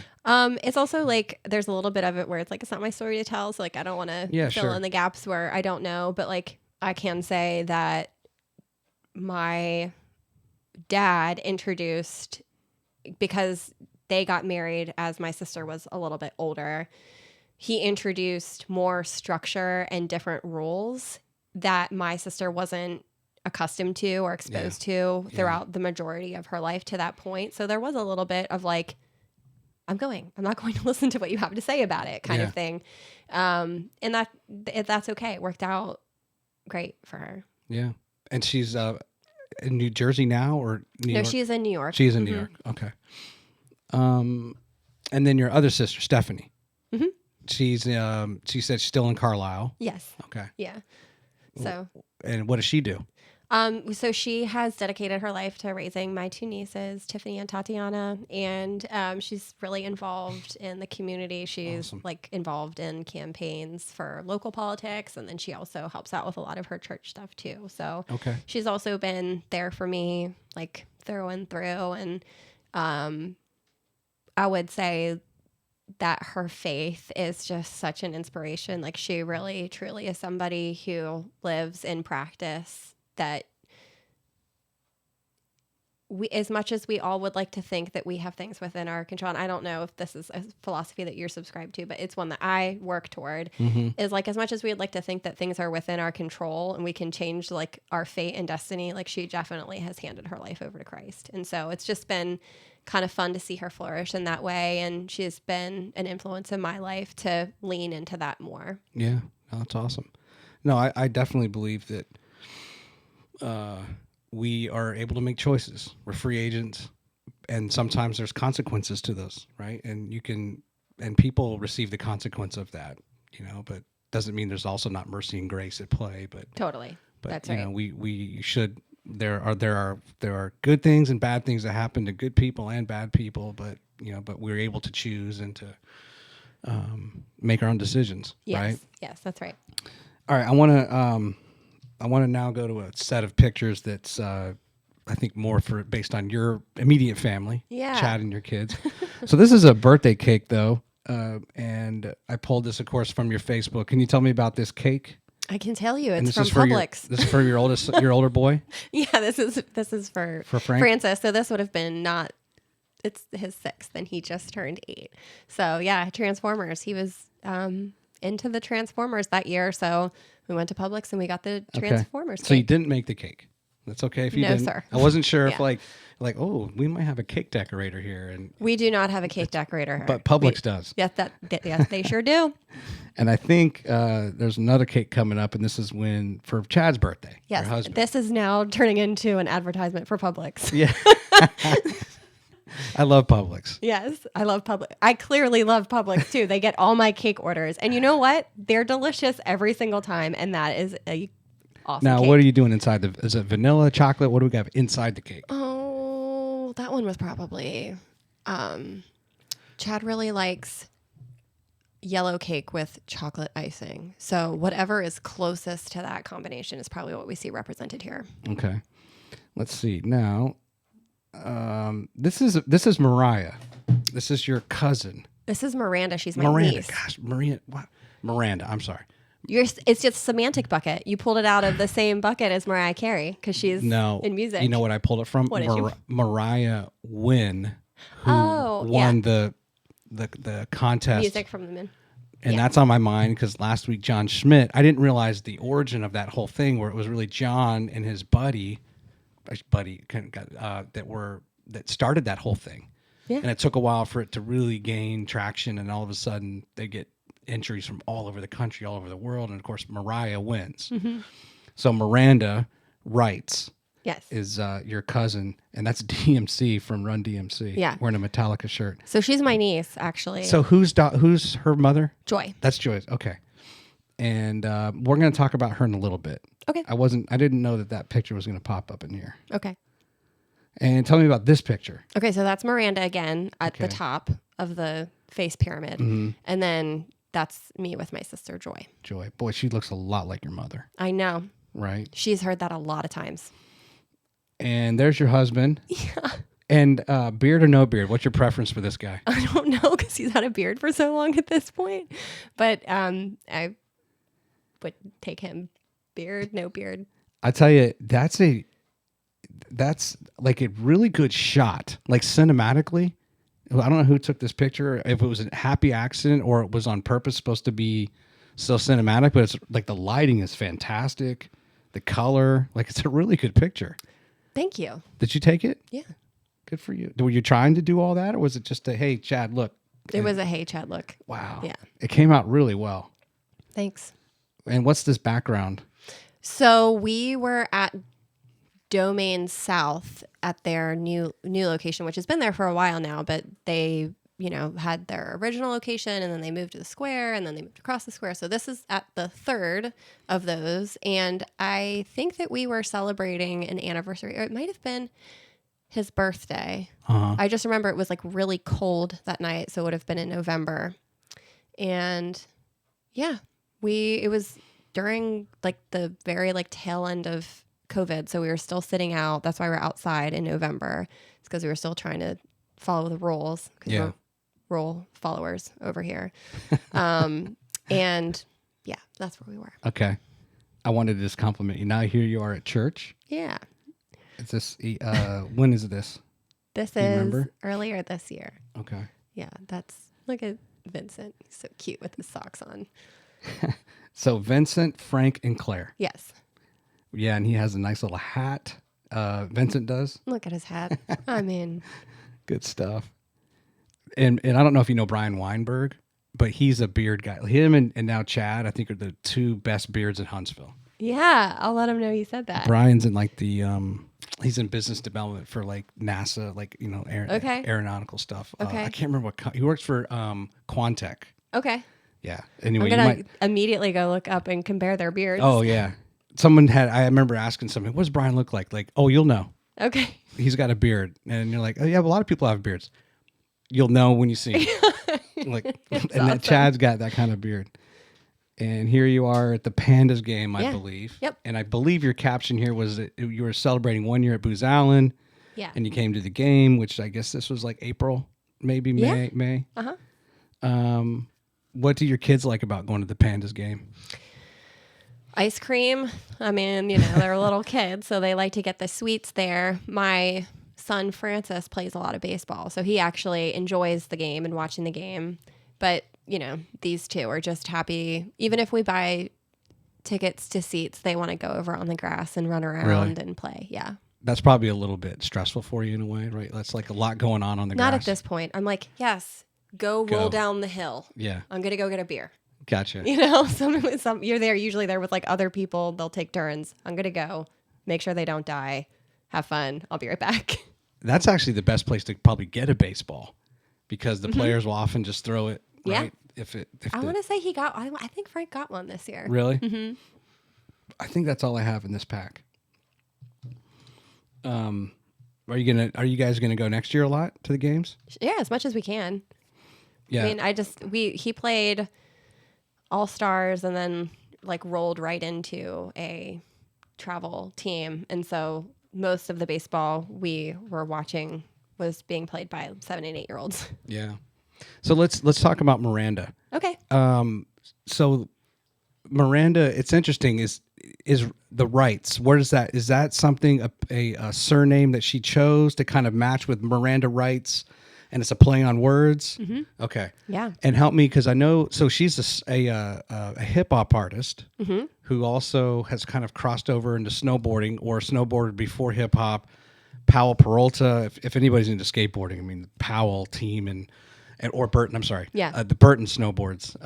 That's the pioneers of snowboards. I was thinking of skating, but they have her on the Chill Foundation, and now she's actually going to be the MC for the Harlem Globetrotters. Yep. You mentioned that you had done some PR type stuff for her, but can you kind of now help fill in the blanks with Miranda and her career, and just kind of how exciting that is for you all? Yeah, it's amazing to see her be successful in what she loves to do. Just like anytime you have a family member that is really putting it all on the line for a dream that they have. Miranda got really into writing poetry when she was in high school, and that turned into spoken word, and then that turned into hip hop. And she grew up, I mean, she's so beautiful too. Like that doesn't help, like it doesn't hurt anything. She's just an incredibly beautiful human inside and out.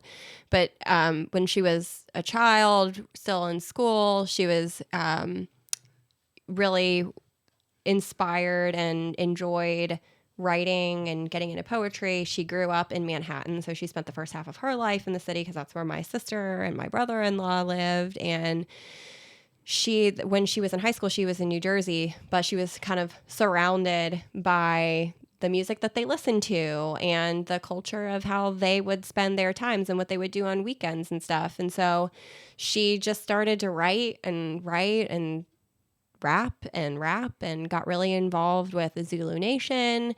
And she has a college degree, so she's doing that, and then she works. But her life, and really like a huge amount of my sister and brother-in-law's life, and even my nephew, her brother, has revolved around helping her be successful. And so like there were times where, especially when she was earlier in her career, they would call and be like, hey, Toni, can you write a press release?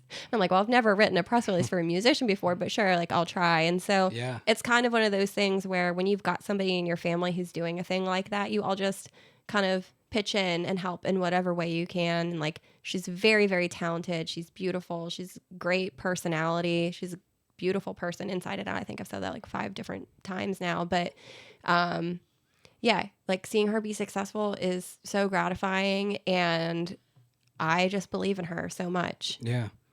And so was she a competitive snowboarder? So she really likes snowboarding, like Okay. skiing, like that was their family activity. I can't ski. I tried real hard to learn how to ski and snowboard and just ended up getting like terribly hurt. Like every single time I would go out there to the slopes, Yeah. it just didn't agree with me. But their family, they spent a lot of time out there. And so again, it's like that's the culture for snow sports is like you've got your music on, Yeah. you've got your gear, you know, you're flowing through the snow. And she would be listening to hip hop. And she's like, there aren't like a whole lot of Yeah. hip hop artists that are involved in this game. And so she pioneered that. Yeah, I think I read an article.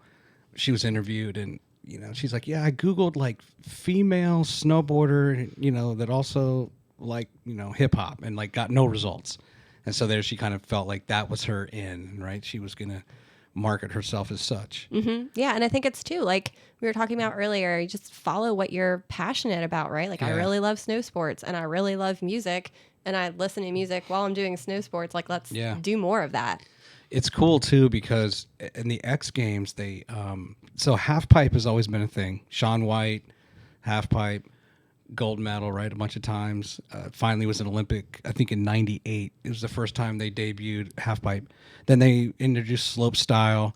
Well, there's this thing called knuckle huck that, and I was reading an article where she was then tied to Zeb Powell, which is this African American snowboarder, and he has this awesome style. But the knuckle huck is this new thing where on like the transition, they actually it's a whole new form of like freestyle snowboarding where they kind of instead of going off a jump, they create air and stuff off of what it's kind of like the transition. And they this guy Zeb has just these amazing tricks, and so it was really cool to like do some research on Miranda and realize that it sounds like she knows Zeb and all of that crew that are now creating this whole new genre. Yeah. Called knuckle huck. Yeah, I mean, there was a couple weekends ago she was out like someplace in I want to say I'm probably getting it wrong, like Minnesota or something, but like Red Bull was there. Red Bull like sponsors her to like go and hang out with these people and like So cool. have fun and listen to music, and she will MC for them while they're doing their thing. You've arrived if Red Bull's there. I know, right? And last time I was talking to her, she was like, they're just such a great company to work with. And it's like the humble, but also like, again, like reaching that level of success where like maybe you don't even know that you're in it, right? But we still got to get her on the radio. So if you know people, On the get her radio? on the radio. For like national Yeah, stuff. yeah. We got to get her on some like world tours and stuff. Let's do it. Well, the Harlem Globetrotter thing should really help her. I think so. Right? That'll be like a good stepping stone. Heck yeah. Okay.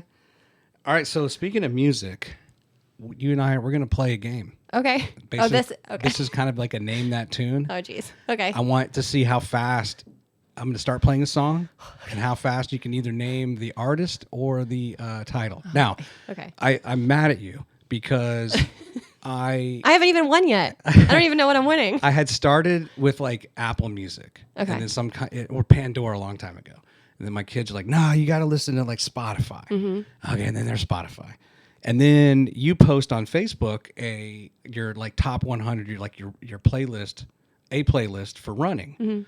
And it's on Amazon. Right. And Yeah. I'm like, "Okay." So now I had to do the free trial. I'm sorry. It's okay. Jeff Of like Bezos, Amazon. you know, he's got me cornered between like Whole Foods, the app, and now the music. Like I'm just, yeah. And as like a podcast content creator, that's a whole nother world of like Spotify, Apple, Overcast, Radio Public, and not NPR, Google, All the things. on all the things, right? But Yes. so this is going to be on Amazon Music, Okay. because that's where but And I will say you got a very eclectic. I liked how eclectic it was, but it was also there wasn't really any country on there. There's no country on there. There's no. I figured you would react that way. Yeah. I was actually doing some research and I was out running yesterday on the Bradford Creek Trail and I was listening to some of your playlists and just kind of Cool. popping through the different genres. And I don't know if it's like indie or alternative, kind of like where you settle. But then there was a lot of other things like, there's I don't know if there's Eric Clapton, but like James Taylor Yeah. and Classic rock. yeah, some of the classic rock, right? All right, so I have just picked my own somewhat of eclectic mix here. Okay. And we'll see how you do. Yeah. Okay? You ready? I guess so. Here we go.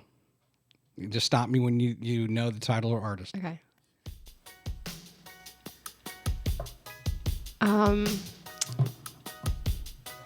I love music. It's not Vacation. Is the name of the song Vacation? Yeah. Is it Dirty Heads? You can think about it if you want to. This is one I would get the band before the title.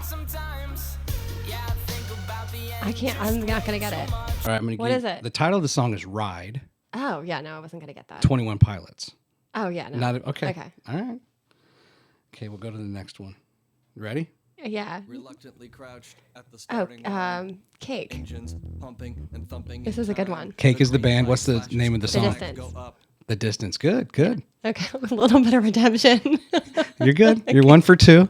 Now try to imagine if this was like, national audience and it was prime time, it would be even that much harder to pull these, right? Yeah. Okay, here we go. Next one. My son loves this band.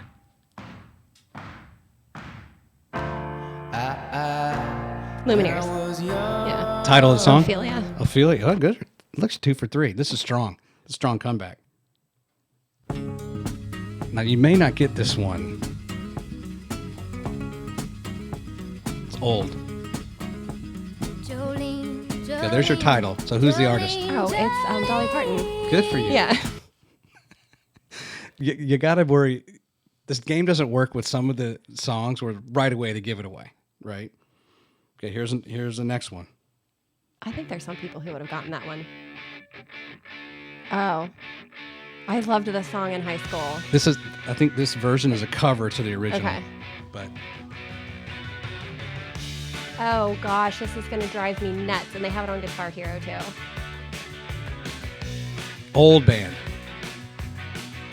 It's not called One Way or Another. It is. It? Okay. One Way or Another. Band. That's going to eat me. What is it? Blondie. Oh, yeah. Shoot. I shouldn't have done that. Okay, here's one.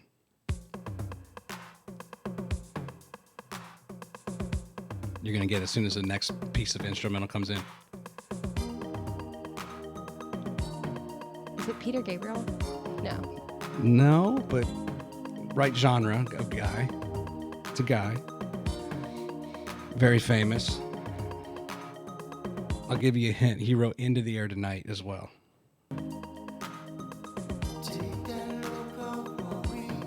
Oh.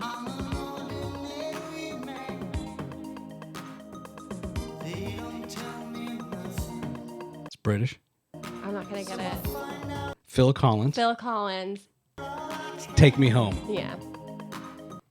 All right, I think I have one more. The problem is, like, I want to start singing these songs, and I'm actively like, don't You can sing it. sing. No, I'm not going to do that. Should we cue up a karaoke before we go? Is there something you do feel comfortable No, singing? but I do have an idea where if you're going to do this game, I think every year, like maybe 2023 is the year that you make everybody karaoke as like a thanks for being on the podcast. Now you have to karaoke. Pick a song or I'm picking for That's you. going to be the Our Town holiday party next year. Okay, this one I hope is easy. Me too. Oh, Tom Petty, Running Down a Dream. You got it. And, I got one more.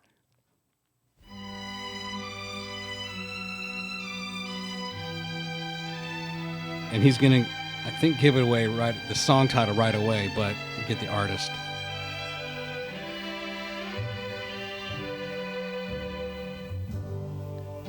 Georgia. Oh, it's not Ray Charles, is it? It is Ray Charles. Okay. Georgia on My Mind. Yeah.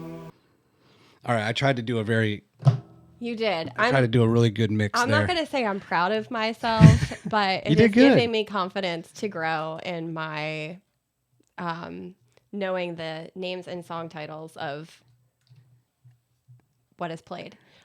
Trivia is the word. Well, you. your playlist kind of showed me there was plenty of bands I'd never heard of, Yeah. or I've heard the song, but I never bothered to learn the title or the artist. Yeah. You heard it on the radio. Yeah, Like, well, that's like that Ride 21 Pilots. Like, I'm sure I've heard that on Yeah. the radio, and it's been on my Sirius XM for what I'm listening to probably 200 times. yeah. Why do I not know it? I don't think I like the song very much, if that's why that could be. All right, I'm not going to let you go until we play the quick six. Okay. So this is where I might have 7 questions. One of them's just more of a I'm going to assume based on your time in Philadelphia. Okay.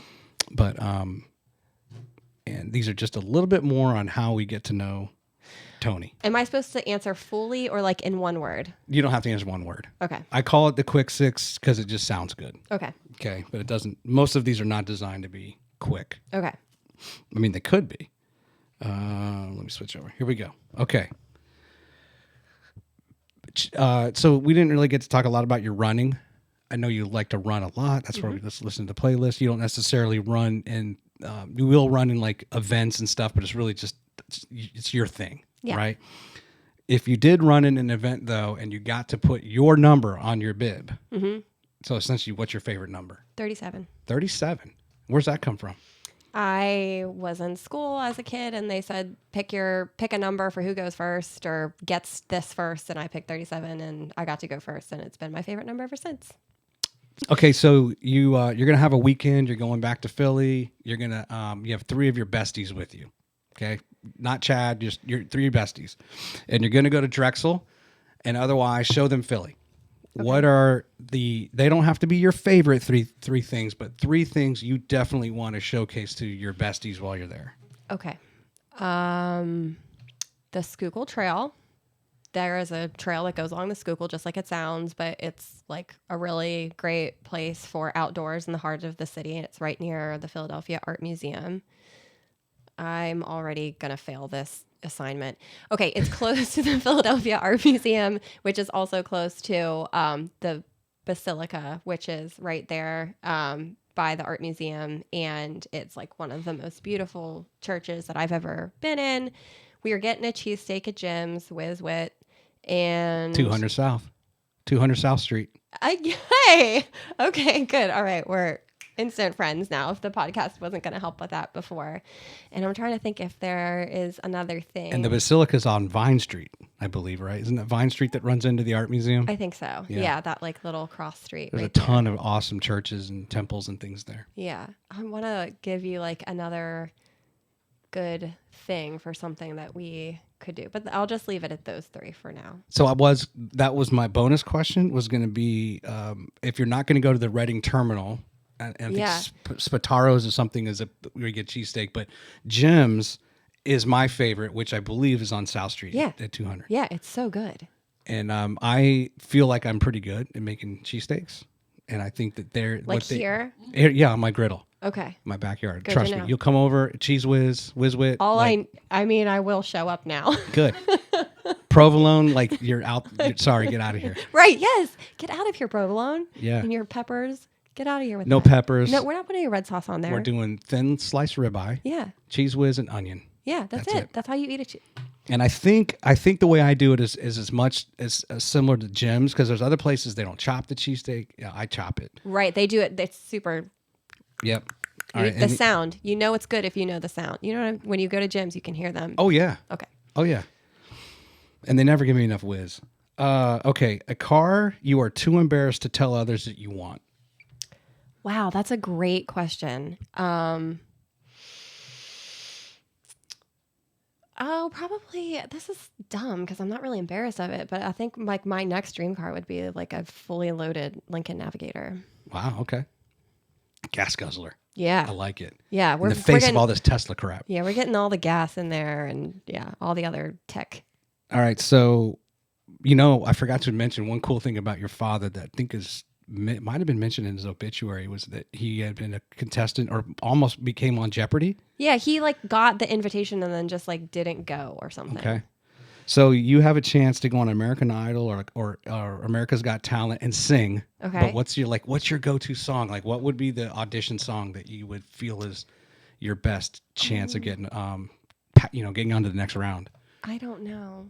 I don't think I have an answer for that song. Shoot, because whatever she said, I was going to cue it up and make you do Oh karaoke. God! Thank you, Jesus. No, I did not come up with a song just now. What about like now that we're in Christmas, like what's the Oh Holy Night? Yeah. Can you do that? I know how to sing that song. I think, Okay. but I'm not going to sing it for you. No, right not now. Maybe you can practice. I'll practice And you can either at the record it. karaoke party. Well, you could either record it and we Okay. play it. No, you were Okay. not playing. You want it live. I can't listen. We didn't touch on the fact that like I used to sing when I was a kid, but it's been 20 years, and I Okay. just signed up for the church choir for next year. So I'm like, I told my 8-year-old, because once you have an 8-year-old, they become your like de facto secret keeper. I Yeah. was like, hey Frank, I'm scared. He was like, why are you scared? In the church, he's like, when are you getting up there? I'm like, back up off me. Okay. When's the last time you really cried, like legitimately? Last week, Okay. Chad was in the doghouse. He made his wife cry. Okay. Listeners out there, if you have a wife, don't do that. Don't make it cry. All right, you're gonna go on not just like a cross country trip, but so just assume time is not an issue. You got nothing but time, big vacation, whatever. You won Powerball. You're gonna pack the kids for a road trip of all road trips. Okay. What are the top 5 things you want to show them in the United States? Okay. Oh my gosh. Grand Canyon. Grand Canyon, I am blanking on. Yellowstone. Well, I'd like to go to Yellowstone. I cannot think of the. This is Mount Rushmore? embarrassing. Mount Rushmore. That's the Okay. faces on the. Yeah, we're going there. I got to see that. I haven't been there. I think getting them like driving to the West Coast would be really cool. Like Chad and I did that when he was on a co-op, and we drove from Alabama, from Huntsville, like all the way out to the West Coast of the beach, and that was like really cool to be able to see everything along the way. What are some of the other things? Like I think I would love to go to the Rockies and just like see the mountains, and then also to get out to. This is a really wonky road trip, by the way. Like It's okay. We're going up there. Yeah. We have so much time. Yeah, though. nothing but time. I haven't been to Maine either. Oh, it's gorgeous. Yeah, I got to get to Maine, and I also want to go to the Pacific Northwest. I want to get out to like the Redwoods and Seattle. Like I've not been any of those places. Well, on your way to Maine, you can go by Niagara Falls. Yes, I have. I've been there, but we got to bring the kids. They got to see it too. Right. That's so cool. Well, I think we're kind of going up. We're going up against the hard stop. Okay. And I gotta let you go, but I could talk to you all day. Right. I mean, and that's just a credit to you and just the life you've led. And we've hardly even scratched the surface, I think, on any of those topics. But thank you for your time, Toni. Yeah, thank you, Troy, just for being here and taking an interest in sharing people's lives with others. It's really nice that you put so much time and effort into this. Any shout outs? Any? Oh, God. Shout out to everybody who keeps putting up with me. Shout out to Chad because he's the best Chatty-O the Daddy-O, too. Except for last week, Chad. Yeah, but we love him. And Okay. we forgive him. Very good. Yeah. Well, hey, Merry Christmas. Happy New Year. This episode actually is going to post next week. Okay. Next- Oh, cool. So yeah. it's going to be like the week of Christmas. That's soon. Yeah, I ended up. Yeah, it doesn't matter. I had 3 in the can. Now I'm like 2 in the can, which is Okay. kind of like, so 41 will go out this week, and then your 42 goes out next week. Awesome. Yeah, That's cool. Who's 41? John Schmidt. Oh, good. And you know what? I guess maybe it was. I don't know if it was your last word in your resume is AMIIC. Yeah, it's AMIC. I AMIC. do like one of the first questions you asked me was like, what are some of the other nonprofits Yeah. that you're involved with? So AMIC, I do like a little bit of consulting for John. And then I also work with the Museum of Information Explosion is a new museum that's going to be in downtown Huntsville. So Awesome. yeah. Anywho, yeah. All the best, Toni. Yeah. Thanks Thank for you coming so in. much, Troy and Wendy. Thanks for hanging out and listening. Are you okay after having to listen to that? Okay. Oh my gosh. I need to.